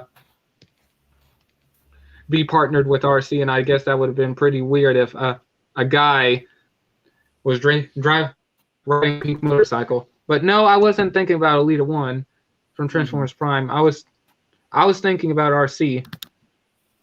Because I think Transformers Prime RC was originally going to have those colors, but they changed it to blue. Oh, I know what you mean. I get it now. Alita 1 is blue. Oh, okay. Yeah, that can cause some confusion right there. They should have called her Alita. Wait, Alita 1 was blue, right? Wait, in the live action movies? No, she was purple. Okay, then. Okay, hold on. It might have been Chromia. You should have called it Chromia. Okay, I get on. Are you talking about her classic colors? Yeah, that's can what someone help me? Yeah. Okay. Yeah. All right. Yeah. You answered everything. Okay. Yeah. Questions. Yeah. Yeah. Yeah. I guess I'm going a little crazy right now. Anyway, where can we find you and what you got coming up? And also, I'm too tired to say something, but I am working on a video, but I may have to do a voiceover review on that. But I am going to upload two. No, wait, did I upload the 2 videos? I don't know. I'm going to have to check. All right. And so, yeah. And, all right. You can find me on my Discord page at the Ghost of Lord Master Star.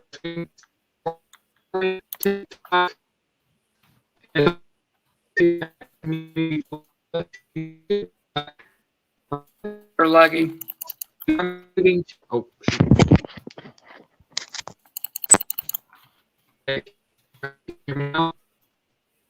Still lagging. Yeah.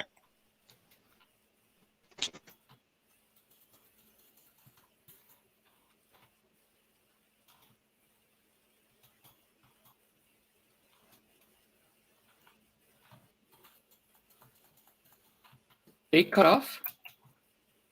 I think he accidentally removed himself. Now we're taking over now. This is going to be the longest live stream forever.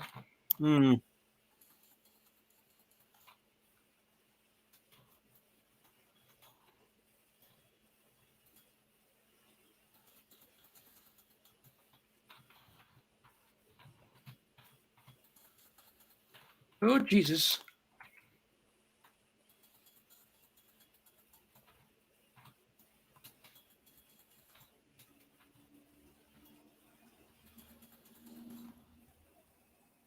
Did he end the stream already, or is it still going? Oh, there he is. There he is. It's still going. It does. There he is.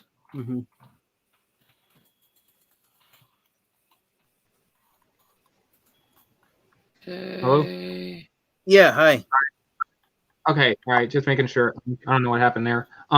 Anyways, as always, you can find me here on Instagram at the Ghost of the Lord Master Starscream. Same for my TikTok and also my Discord page. If any I'm looking for them, feel free to comment down below, like, hey, where's your Instagram, TikTok, and all that. I'll definitely send you a link in the comments. And also, as always, you can find us here on Autocorrect Primer's channel. Please keep in prayer for him. I haven't heard back from him in a while. So, or last week, I believe. I can't remember. But I'm hoping he's doing okay. And also, you can, I'm trying to think. Oh, and also you can find us on a Community for All of Us YouTube channel where, and plus we will be moving from that channel to Autocorrect Primer's channel. So yeah, but the channel will still be up and you can watch all the other old videos. So yeah, and I think that's about it. Oh, hold on. There's another comment real quick. Look at the comment and where I'm talking. Oh, okay, you guys go ahead. Do two more real quick before I go. If anyone wants to read that, feel free to. Yeah. So Joaquin Navarez, he's basically saying that the 3 Transformers prequel comics were Optimus Prime was thinking of Elita 1, and that Optimus Prime was angry because Shockwave killed his love. Oh yeah, I remember that. But yeah, and I'm glad you were able to join in the chat. And also, I'm hoping to do another live stream tomorrow. Let me see. Well, it's already midnight here where I am, but I'll hope to do another live stream later on. Or still, I'll do another live stream hopefully later on today. So yeah, or tonight. You know what I mean. Yeah, I think that's about it. And hopefully there will be more news on Transformers: Rise of the Beast. So yeah, all right. So yeah, I hope, and I thank you guys for joining in, and thank you for joining and hanging out. TFN Geek, always welcome to come in and hang out. Too, Ruben. Yeah. But yeah, I hope everyone has a good night, and as always, everyone stay safe out there. And later, everyone. Oh, hold on. I'm glad to be with you guys. Glad to have you, man. Glad to have you. Yeah. Glad to have you. Same. Good night, everyone. Good night. Good night.